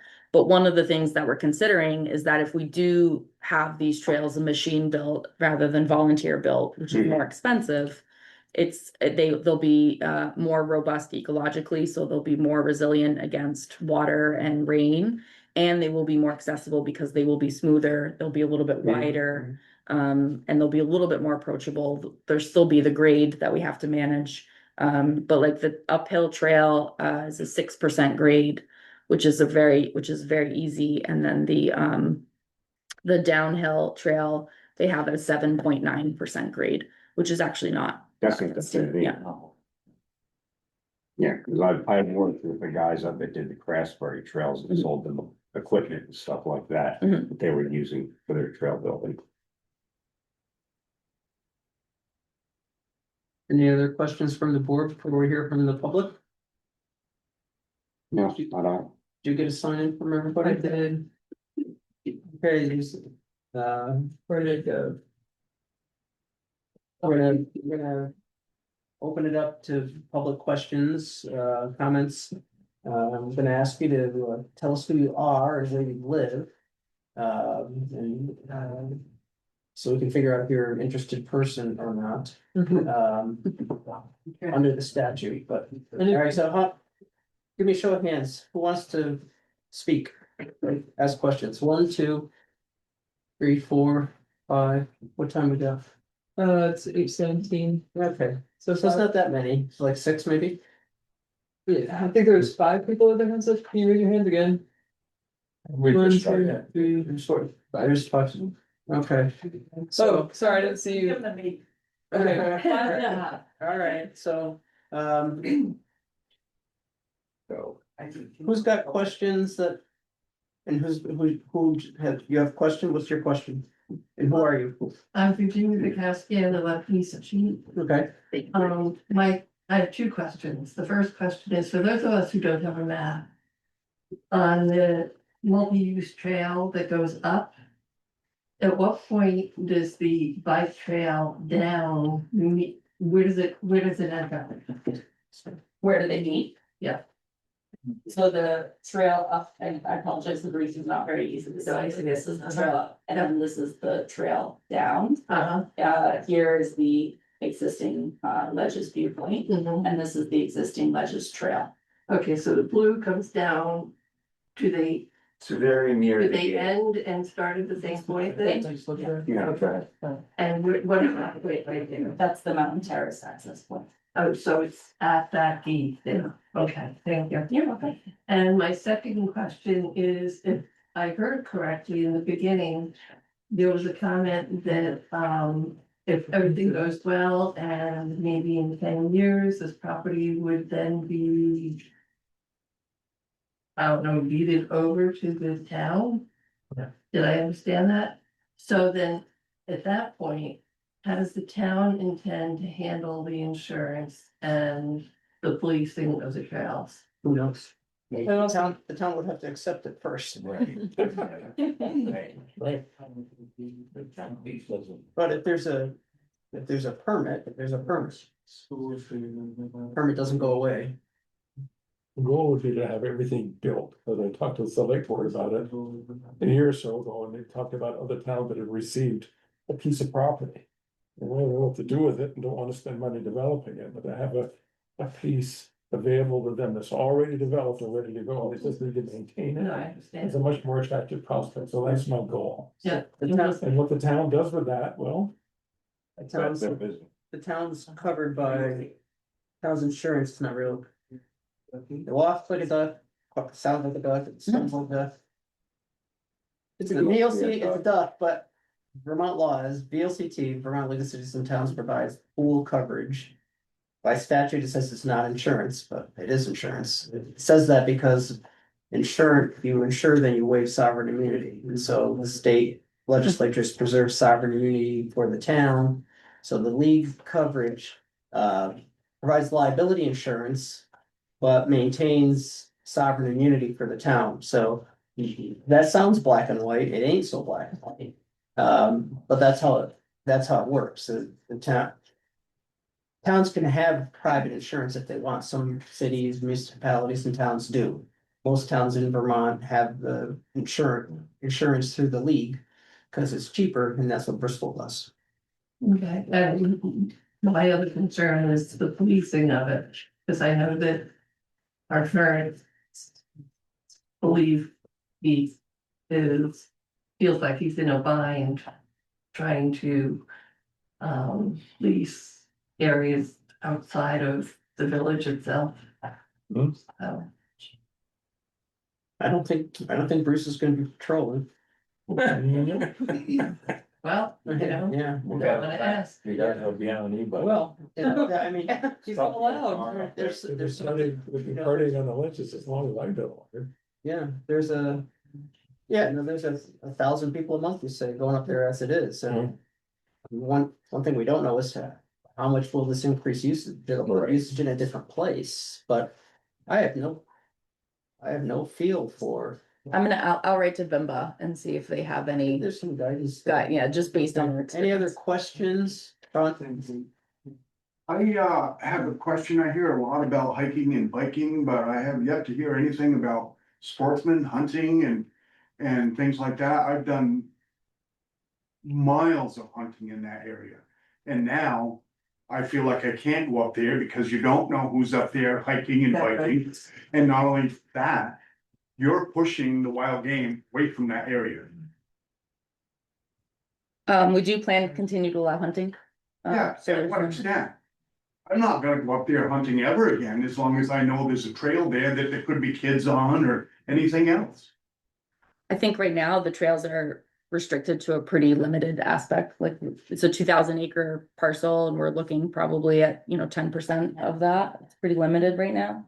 There is a lot of, there's a lot of areas in Vermont where hunting and mountain biking coexist and hiking as well. And we can look up and find out evidence of that, but there are a lot of areas where. Years there's this. waterworks and up over the mountain onto Johnson's land, which now the town of Moncton owns, and there's no hunting. I mean, you can, Mhm. if you're brave, you can go up there and hunt, but it just makes no sense to me as a hunter. Well, my guess is that a significant portion of this property won't have biking trails on it. But But then again, I plan on being dead in another 20 years, and what happens after that, I don't know. It didn't occur to me, but I would say that's a big possibility. What's that, now? With the noise of the mountain biking and, and yeah, everybody said you're on a bicycle, but you get 6 people on mountain bikes and it's not necessarily a quiet. The hooting and hollering. Right. So we met with one of the foresters from the Vermont course, because I'm here, I'm not gonna remember it, but The trust. Vermont Land Trust, yes, thank you. And so and one of the things we talked about was the impact of hiking versus mountain biking. And what creates the biggest impact on wildlife, and what creates what impact does that have on both the ecological, like the habitats and just the presence of wildlife. And one of the things they just did is they just built trails for birding and for bird watching and those kinds of things. And the way that she explained it to us was that hiking actually is the biggest impact, because people are moving through those areas at a much slower pace, and they're talking, and No, they're they're there longer. and you're there longer. And then the number one biggest impact is off-leash dogs. And off-leash dogs tend to come with hikers. And mountain bikers actually are moving through an area much quicker. So they're not disturbing it as much. And as a biker myself, I can tell you I'm not doing a lot of talking when I'm going uphill. And then when you're coming downhill, you're going downhill and you're going pretty fast. So you're not really kind of creating a lot of noise. I understand that there could be a lot of concern with like congregating on the trails. And I think that that's where you can get a little bit more kind of rowdiness and those kinds of things. And that tends to happen at parking areas. And so I would say that that kind of is a consideration of like where I parking just is feel going to like be. taking 2,000 acres of wildlife land out of my picture is a significant impact on a sportsman. Mhm. Sure, I understand that. Any other questions? I did have, actually, I had a couple, sorry, you touched on them, I've been taking notes, so. Tell us who you are. My name is Dora Soberl, and Carrion and I are at 76 East Street. Okay. So we did notice where you were talking about maybe potentially putting a parking lot in the future across the way. That's like across from us where we are on the back trail going up where the Is that on this map, Samantha? Where's East Street? No, because the No. parking lot would be off of 116 Over on the other side of the on mountain. the east side of the mountain. yeah, Yeah, so like- across from Mary's. Yeah. What used to be Mary's. And it would be like set back, so like see that dotted line?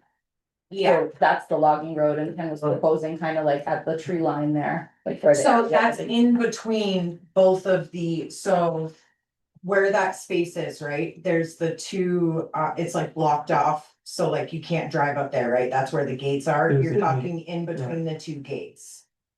I mean, one's kind of an informal We'll be gate. moving the gate closer to the, as we're looking at the drawing, the left-hand side of the light green. Okay, So that people can drive in and park. We're not gonna disturb the property right close to the road, because it's farmers growing vegetables there and doing a great job keeping the person about, but we're not gonna mess with what people want to. so you're going. Where, how is that? They're going to go up in the Parking area would be, give you a call.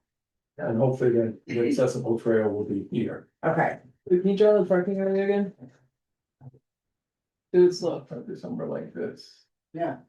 Parking area. And that's behind my house. No, this is No. north one. This is Route that's the other 17. side. Oh, that's 116. Yeah. Yeah, so that's the other side. The other thing is you don't know like how much traffic's gonna be like coming through. So how do you worry about like human waste and trash and stuff? Cause I'm assuming if the trails are gonna be active, people are gonna be able to find them, right? So they're gonna be able to go out and go to those things. Is there gonna be people that will go up and like just make sure that like the land is staying preserved and people aren't going Yeah, up what there? do you do with, it's a good question, what do you do with waste receptacles or and Yeah. on these trail networks, is there some standard where you have something every now and then, or does that encourage people to bring stuff in that? It's typically at the trailhead. Carry it in, you carry it out, that's the etiquette. Yeah. There's no. Yeah, the trails in Middlebury don't have trash cans at every trailhead. Like, that's an established community trail network. Are there any, or nothing? What's the plan? Yeah. There'll be a lot of leave no trace signs. Porta potty?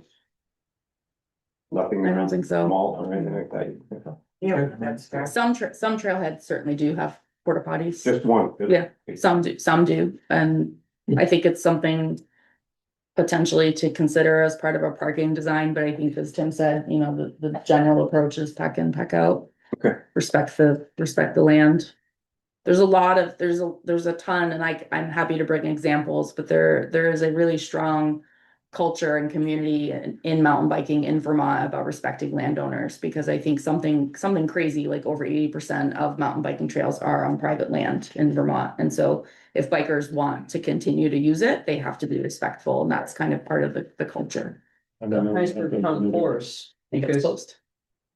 do you guys have trails at the Heinsberg Town Forest it's over? We don't, it's part of a Yeah. VIMBA chapter, it's Fellowship of the Pretty Wheel. steep where that, I haven't been there, but it's pretty steep where that is, and, Yep. and I don't know if they have bike trails and the same kind of thing you're considering, but I know it's pretty steep, over there, and it's fairly new. It's been there a good long time. Has it? Yeah, I've been biking there at least I was gonna say at least 10 years. Maybe just the website's newer. Where's that? Is that part of what? It's in Bristol. Part of Fellowship of the Wheel, that's the, okay, I named Downey Nimba chapter. No, but I meant the trails themselves, that's not part of what used to be Sleepy Hollow or whatever. No, it's up Lincoln Hill. Just south of it. Yeah, it's off of Conomoo, way up off Texas Hill, up in that area. They also, as an example, they shut down biking around hunting season. Well, that would have been a good answer to her when I was wondering about that. It's a possibility. That's one way they manage it for shared. Yeah, is there any, in the best management practices, is there any guidance in there about the interaction between hunting and, like signs? Mhm. So, if you're hiking, if you're hiking towards and you're a hunter, you don't necessarily know that there's a trail down there. Some sort of posting, I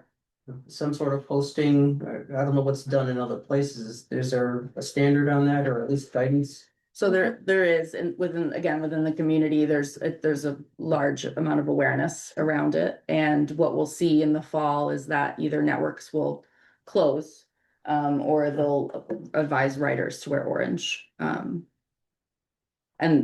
yeah, that we've discussed the possibility of closing the trails. I just hadn't confirmed that, so I didn't want to make a promise I couldn't keep. Yeah, no, but what about signage for the hunter who is coming along and is maybe not familiar with the area, doesn't know there's a trail 100 yards further in the woods that they can't see? Is there any, in this best practices, manual that you've got, is there any guidance on some sort of signage along, Do they basically show like trails in OX Hunt? like a buffer zone?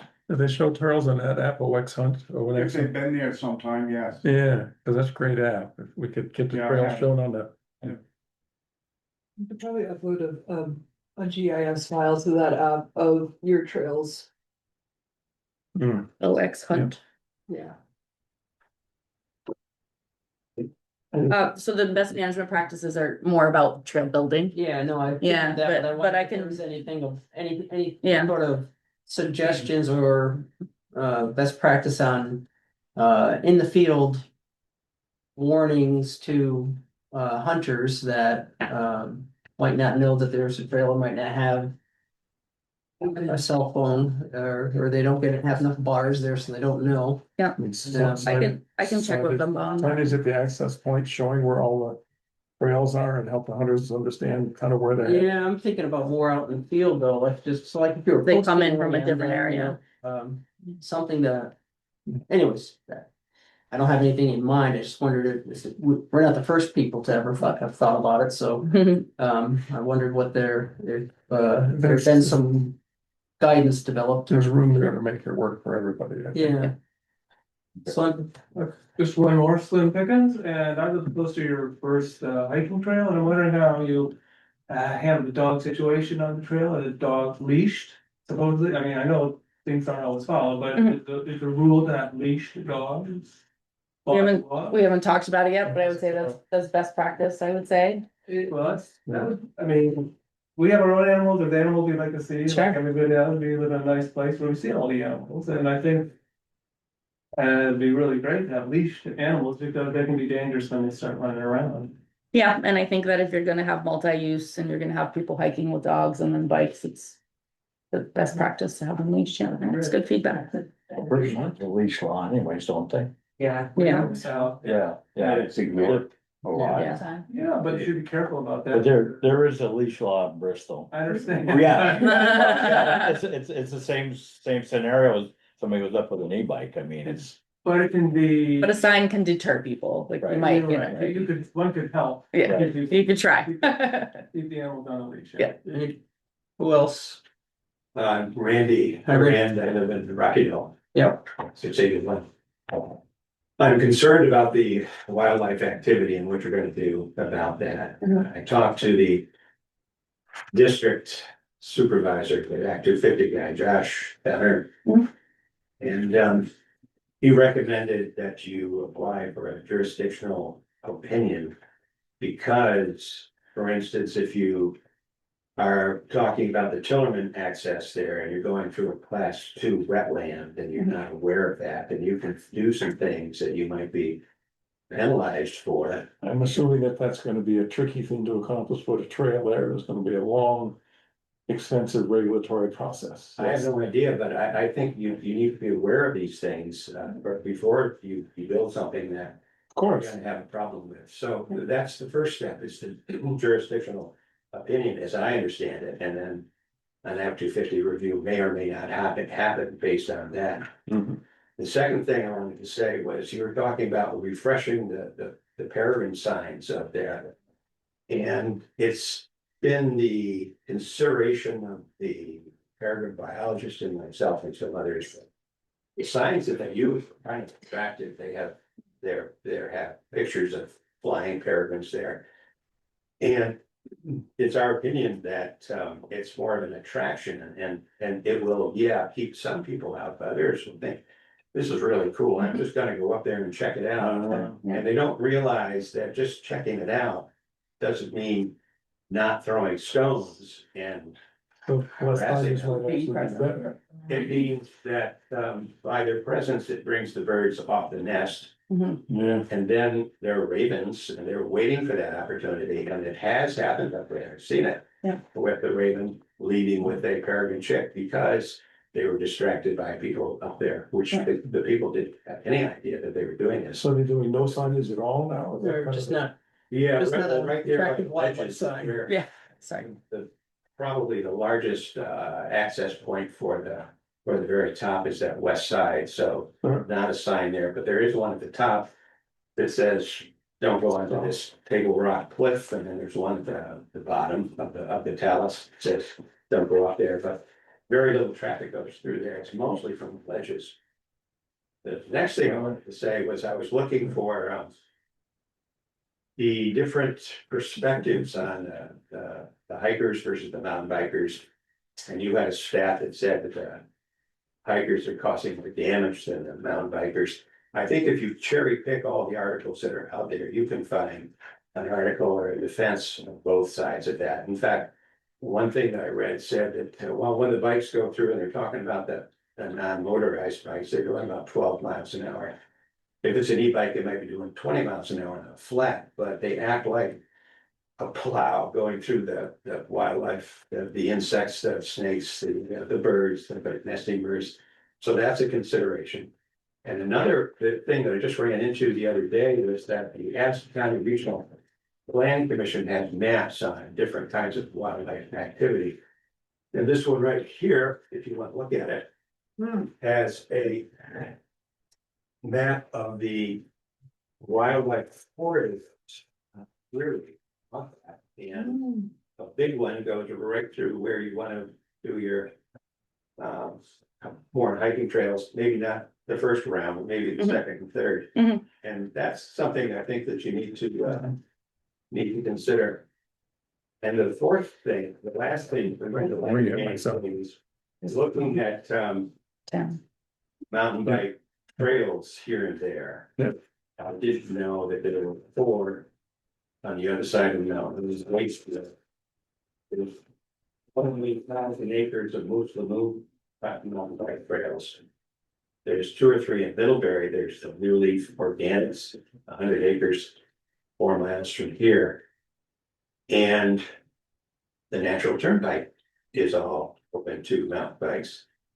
But the one I hadn't heard of is called the Mountain Biking Bristol Cliffs. And this was in a single track magazine, I think that's a mountain bike. And it was describing mountain biking on this trail that you're talking about. And it says in the first sentence, this place is full of hikers, so it's probably best to stay clear of the main paths. Some parts are pretty steep, and you will find plenty of technical patches as you ride through. Trails tend to get more rocky as you climb. And there's a map of the start of the trail at the end of Mountain Terrace. But there's no real map of the mountain bike trail, but it exists. And I have no idea where that comes from. Somebody documented it on their phone and took the way it went. yeah. So there's some unexpected features of this project here. And I just hope you look into the you're careful about what you're going to do when you get the permits. Thanks, Randy. Chris? So I'm Chris Blanchard, and I'm a landowner in Bristol on Upper Woodlawn. And I think this project is really spectacular, and I hope that it all can pull together. But, and it sounds like you're really paying attention to what everybody's saying, and I appreciate that a lot. Because I think it's a broader scope project. Probably do, there's a lot of people that are moving. Somebody mentioned in a previous meeting tonight, consulting with fire about the width of fire road or driveways and things. And as a previous EMT, my question to you is there going to be consideration made for fire and rescue and police access so that people can get help when they need help? And that's just my suggestion. Is this in the village or in the town? In the village. The 2,000 acres is considered in the village, or is it considered in the town? There's no more village. There is no more village, that doesn't exist. Oh, the town. Yeah, there's a village residential district, VR, but that's down where things are developed. This is mostly conservation. Okay, the reason that I was asking is as a teenager here, the police couldn't go outside the village. Yeah. Still true. And so my question was going to, okay, so if something happens, that a crime happens, then who's responding to that? That's gotta be in the village. What? We're in the village. There's no more they don't village. consider it There's a a police village district anymore. that the village pays for. The village merged into the town in the 90s. There's an article. There's a on that picture. Actually over there with the. But There's Howard Dean signing the it. policing, Yeah, I know. would this then? I don't know go what to is the in an state? emergency. Yeah, I think, yeah, it's state police jurisdiction. Yeah.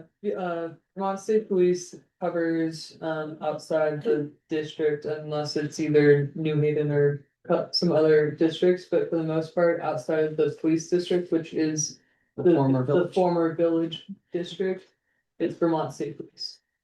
And then for Clarifying that, so. Yeah, and I did take a note, based on the feedback earlier, to just contact the. It seemed like a good idea.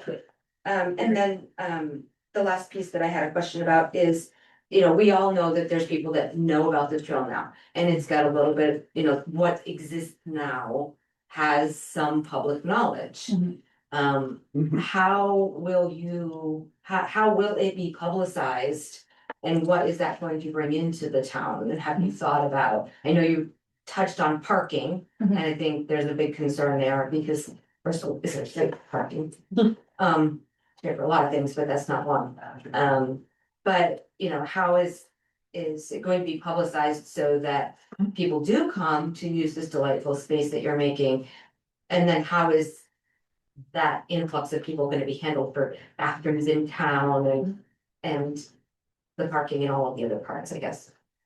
Yeah, so I think as a follow-up, one of the things I'll take away is just speaking more with Bemba about kind of those like broader impacts, because I think, they have, like Richmond, for example, I think is a great example. To Bristol, whereas Richmond, I worked in Richmond for 10 years and it's a very quiet, very sleepy kind of town. There's not a lot of parking in Richmond. And then all of a sudden in the past 5 years or so, they've had some very popular mountain bike networks come up. And now you go to Richmond and you see mountain bikers, and the businesses are thriving, to be completely honest, because of that. So that's one of the huge benefits, but I understand that it also is a risk. And so we'll take a little more time and just talk to Bemba about like what, I'm sure they've experienced these kind of things. It's Vermont's a rural state and where all of the trails are rural communities. And so we can learn a little bit about what the challenges have been in the past and how we can potentially address them. We can really control also the communication. So we have to provide a trail map to someone. They're top of my mind right now, but we don't have to publish it. So the state has to have the trails mapped, but we don't have to go out and kind of publish it and put it on the website and really market it initially right away. We can kind of take it slow and see how it goes. So for example, New Leaf Organic Farms, because it's a working farm, it's really a word of mouth kind of network. So it's not, it's on our chapter's website for ACBC, but it's not mapped anywhere. It's, we Randy don't, says people are gonna do it whether we want to or not. yeah, we don't market it and those kind of things. Yeah, So we well, can- once it's out there, it's gonna be out there. You're not gonna have to, it's gonna Market get it. published anyway. So, but point taken that, we can do more work to understand. One thing on another note of that publicity is how is the rules that you've been talking about saying these are gonna be our rules? Mhm. Uphills for uphill on bikes, downhills for downhills for bikes. How are those, and I'm sure there are gonna be other rules, Mhm. how are those going to get into people's brains? Mhm. Not, before they even get here. Yeah. It would be nice if some of those rules were out there. Sure. Yeah, I think Mad River Riders over in Waitsfield does an excellent job with that. So if you go to their website, before you even go to the trail map, there's a list of rules. There's a list of like, on this specific trail, be quiet. In this area, don't park here. Like there's very clear. And then when you go to each individual trail, it reinforces and reiterates those rules. And so we can have that same communication. We can ask our partners to push that communication out. I think the way that I see it, one of the things that I'm excited about for this is that there is a lot of informal use right now and there is zero oversight, right? And so this creates like an actual system for trails that are made for the uses that will withstand it from an ecological perspective, but then also has governance and monitoring, people who are actually watching the use and kind of can take action when we see stuff starting to go the wrong way. One of the things I know, I don't know if anyone here is from the Bristol Pond area, but I know there's a lot of ATV access up there. And that's one of the things that has been, I think, one of the first things we talked about. Yeah. It's a real issue for the neighbors, and we're hoping by formalizing some of this stuff, we can start to kind of discourage that type of informal use that's damaging the land and annoying the neighbors. We're one of those. But not full. We're some of those that ATVs. It's not. Yeah. So, yeah, we get you. So we don't make any promises, but hopefully move that direction. Who will enforce it? That's my question. If you're gonna need TV rider. I mean, on my property, I had to put trees across the logging road. And Well, I Fish have and my own Wildlife access. won't call you to call them. They got enough, too much on their plate as it is. Yeah, we know all about that. Mm. Fish and wild. It's becoming a pain.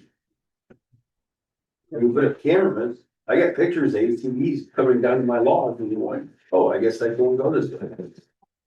I mean. Fast trails, I've got fast trail, thousands fast coming trail, down. fast. Either one of With the wild those are accessible.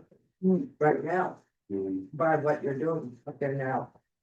Okay, let's not have a running dialogue. Does anybody else have a comment?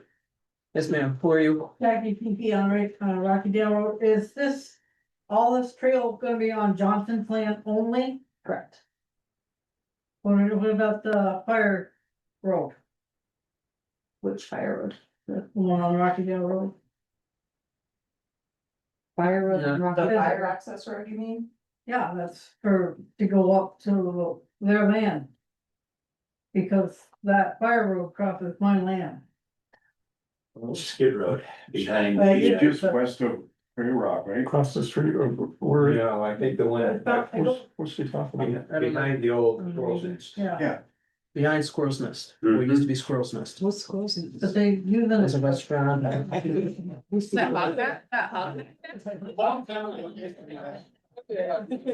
been here for 2 years. I thought I understood everything. I didn't know either.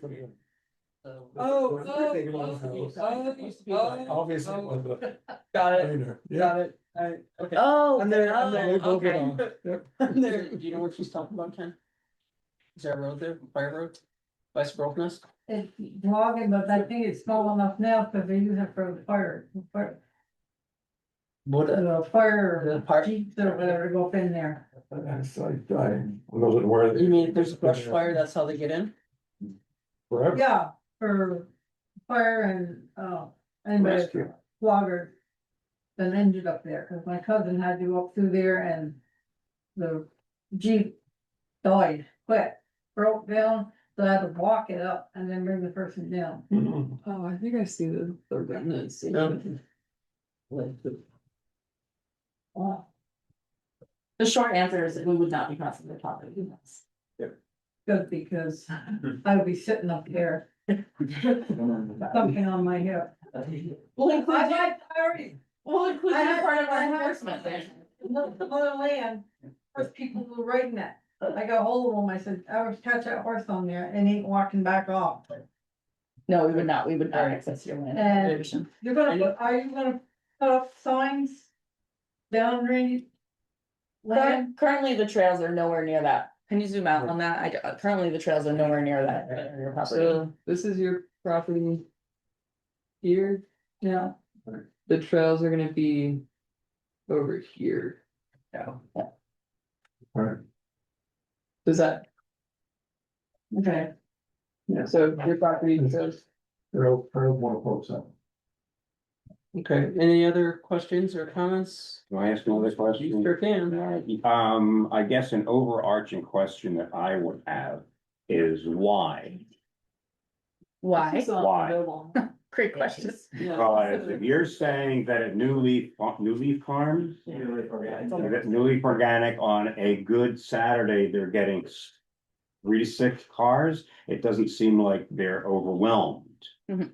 And is the money that you're spending better off than building new trails here or promoting other places that are underutilized? It's just, why is this a project? Is it just to do it? This is part of my family's legacy to Bristol. That's one. This won't be too long, and there won't be any A. Johnson, Right, and there's gonna be a little something left. We'll remember. okay. And if I could I was It's just, a good thing. it's a very good answer. No, not that there's nobody left. It's a good thing left for the town. My father always said we're supposed to move out of the way for the younger generation. Okay. I've worked in conservation for almost 20 years and in forestry. And one of the things that I think people don't necessarily readily realize is that the biggest driver of deforestation in the United States is urban development. And I think unless you give value to a forest in the long term, what happens is the forest goes away. And this is a good way to give value to this forest and to keep it a forest for the long term. Anybody else? Yeah, My question is, what are you doing right now? Breathing. having fun.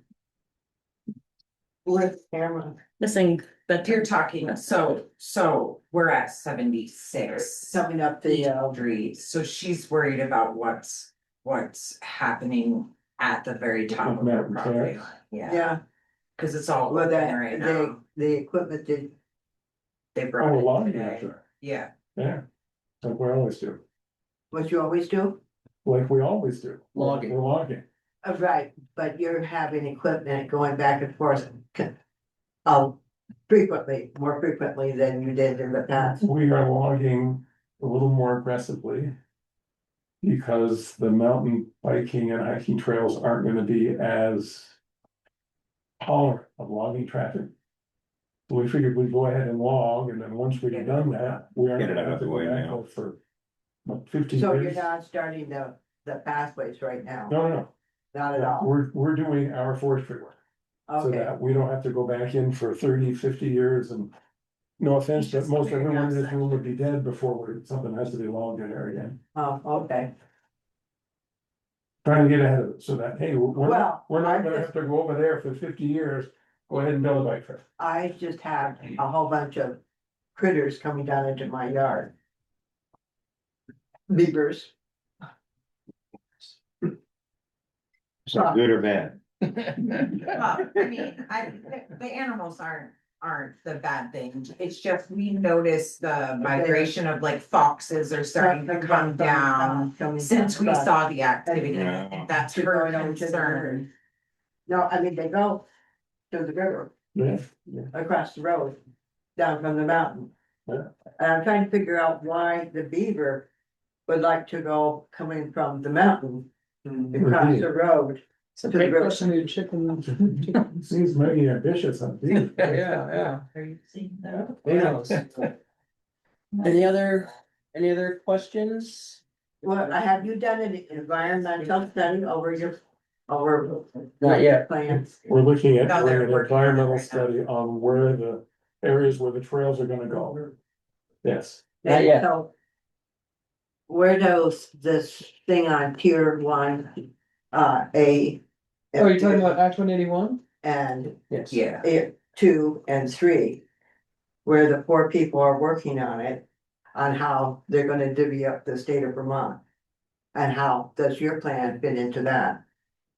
It was postponed. It I was was, gonna say it hadn't occurred. Yeah. I Yeah, mean, Act 181 has been around for 2 years. It's now being tweaked.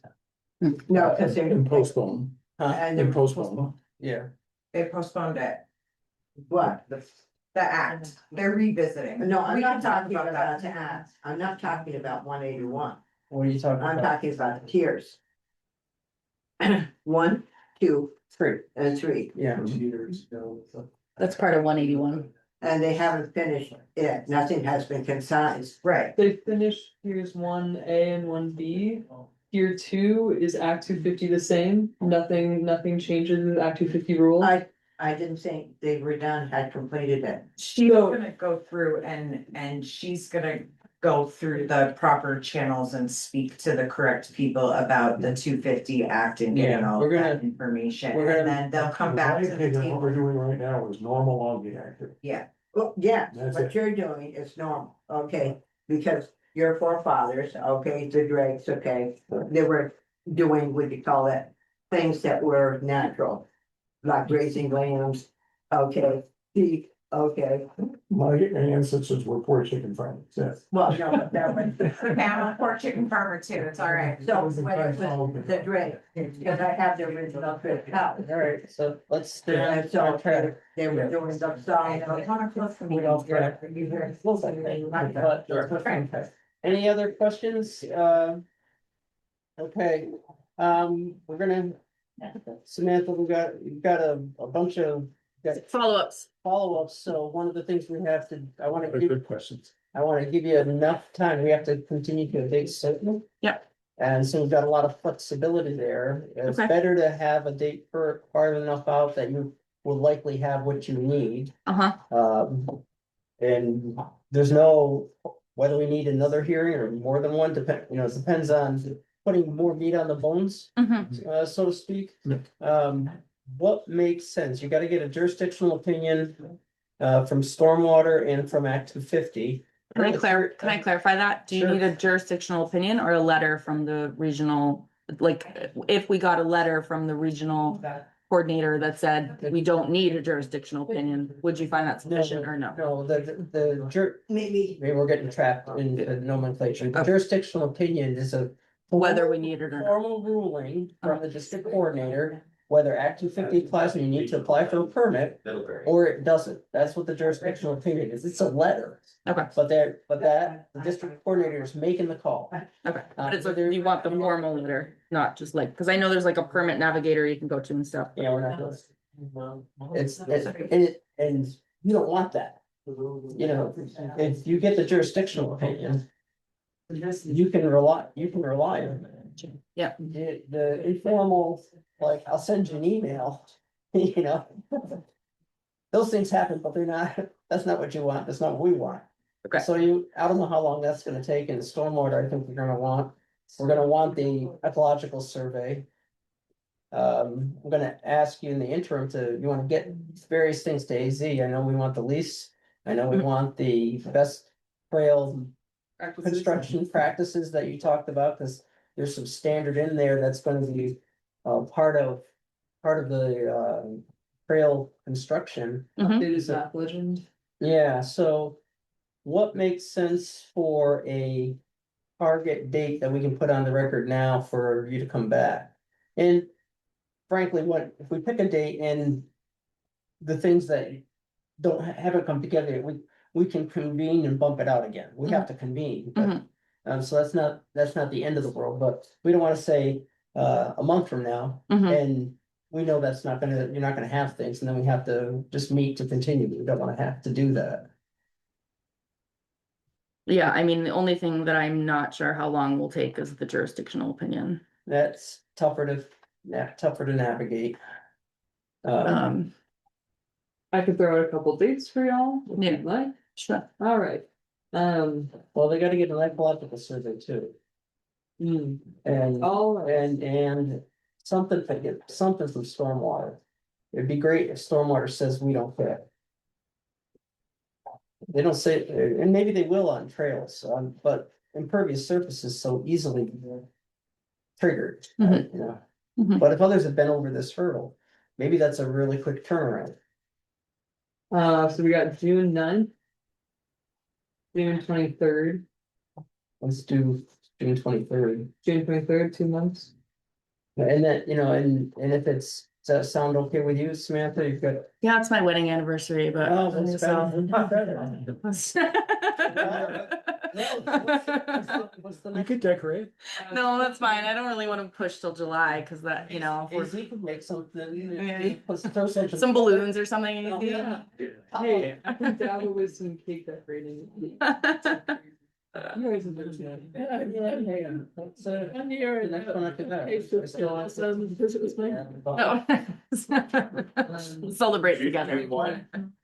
The dates are June 23rd, June 9th, June 23rd, July 14th. Let's just do the 23rd because I don't want to push it because, if we're ready to build trail, this is what we're waiting for. So. Yeah.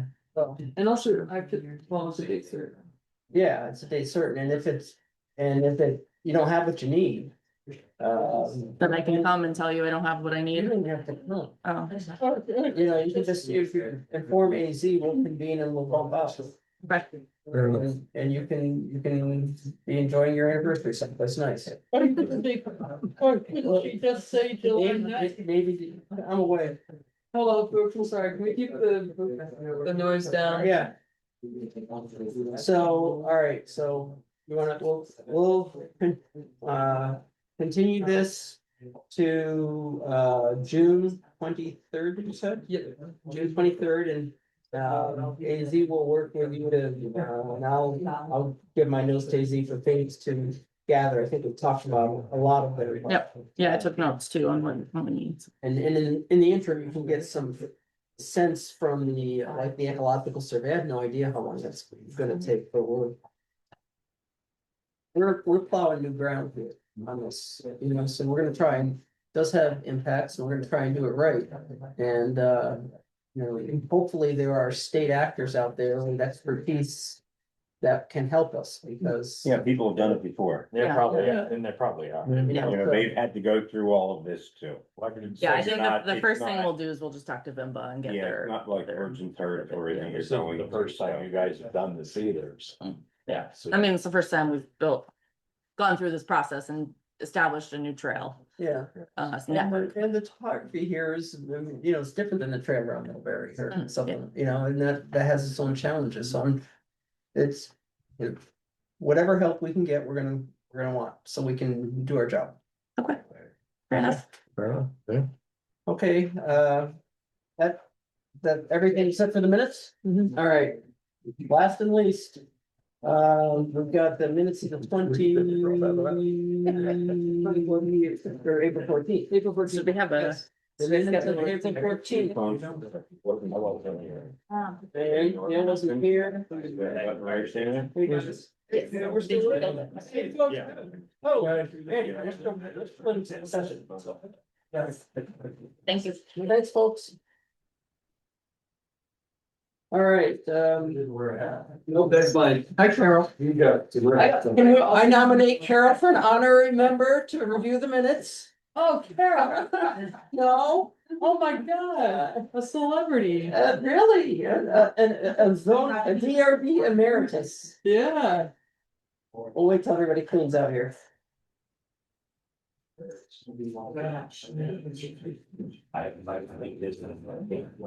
All right, so Dale was not here. That leaves me, Rebecca, Ted, Ron's not here, and Brenda. So one, two. I don't have a problem. Oh, Yeah, I pulled it up on my phone. sorry. Okay, I will get copies. yeah, let's get copies. And so there's only four of us, so we all gotta be on board. You could scoot if you want. So Alan wasn't here. And I wasn't here, I'm going to bed. I'm gone. Thank you. Thank you, guys. You going to bed? We're going to watch, you can go watch your Bruins. Get up Yeah, I early. forgot about that. Ted, Enjoy your party. You need some, Brenda, do you want a copy? Yes, we have not seen. Okay.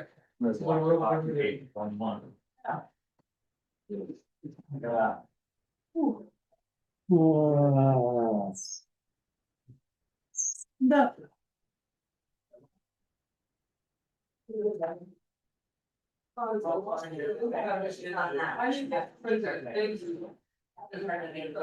One thing That went better than I anticipated. is that as you go down, there, There was a it lot of mentions talking here. Mr. Brown. in the So at one alley. point it says, Do they- I wonder what's his name. Do they do that? Oh, Michael Brown. Michael Brown. Yeah, so. But then it's Mr. Brown. Yeah, you're right, so. And there should be something there. Yeah, I Then when, Kevin did it. I hadn't thought of that.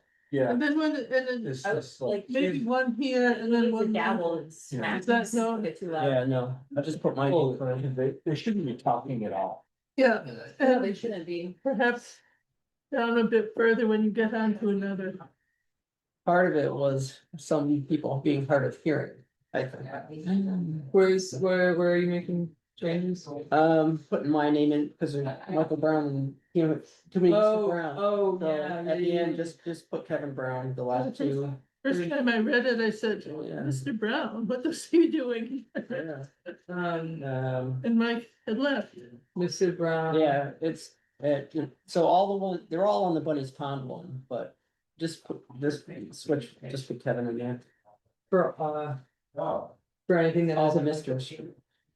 all the misters that is like, oh, yeah, okay.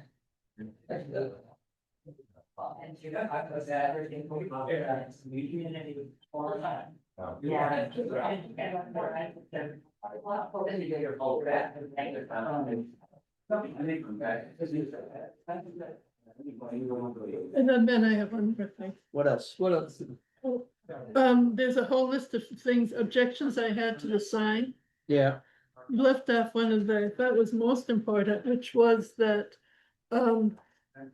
the square footage is much larger than the standard that's given in the regulations. okay. May or may not be important, but it was important to me. I feel like that's covered in the subsections that it's not in compliance with. One of them would be, Yes, but it says Brenda Tilburg said this. oh, That's like near the top. So if Brenda Tilburg said this, this, and this, she also said that. Yeah, so just put that in there, is large, exceeds the I had an opinion. dimensional standards. Yeah. We'll put it in the beginning. very sequential on the aspects. Say exceeded the dimensional standards. So we're adding up Brenda's concern here. Yeah. About the side. Eyes. Yeah, The others are listed, if they were Yes. listed at all. yeah, well, I'm with you. Yeah, no, I think that's good. Adding that and then changing the Mr. Browns to say Kevin Brown. Yeah, after, yeah, they all come after, but just so there's no confusion.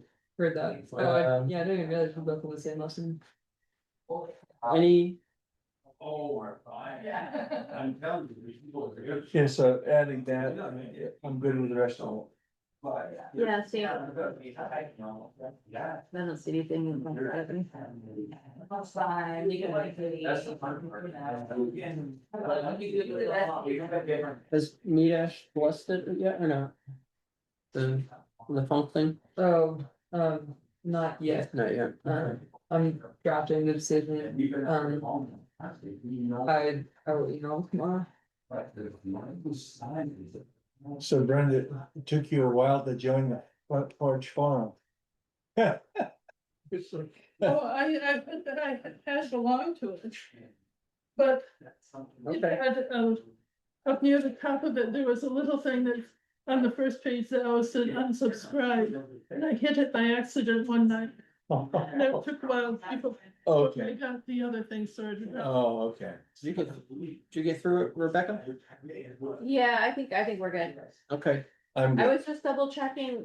The only thing is, The regs? close to, so on the first page, the third from the bottom paragraph. It says that the proposed sign would be placed in the same location as the current sign. It is smaller than the current 3x5 sign. Oh, Well, yeah. the current sign is 4x6, so that's it. That's why I was double checking my notes. Yep. That was a good catch. Why don't we just get rid of the dimension and say it is bigger than, larger than the current sign?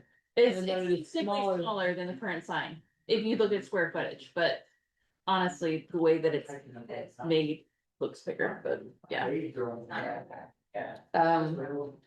Well, it's the current sign, and that it is I think the current sign is 4x6. sign area, maybe. Yeah.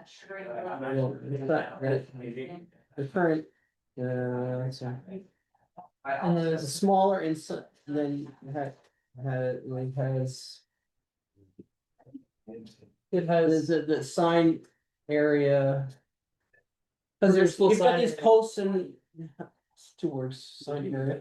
Permissible sign area. Okay. That's what it's been in the regs, it's Okay. like your permissible sign area is your square footage, it's not the post, it's not the roof. it's Right, not that the makes roof, sense. it's what is the Yeah. sign. Yeah. Permissible sign area is. And so it's, So the proposed. So their proposal was small, the municipal sign area, the proposal was smaller than the current sign? correct. Okay. Yeah, Can say, because can say that. and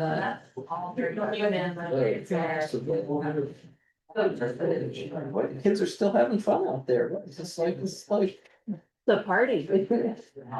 this is the place to be, huh? Well, it seemed to have been. Well, the crazy thing is too, is like. I don't know why they don't all wanna go to bed. It's after 9 PM. Yeah. do y'all wanna adjourn? Yes, we gotta vote. Yeah, We got all the but, changes in? Some people Yeah. get up and All right, I move that we approve the minutes of April 14th as amended. Second. All those in favor? Aye. right. 4-0. Whoa. Good enough.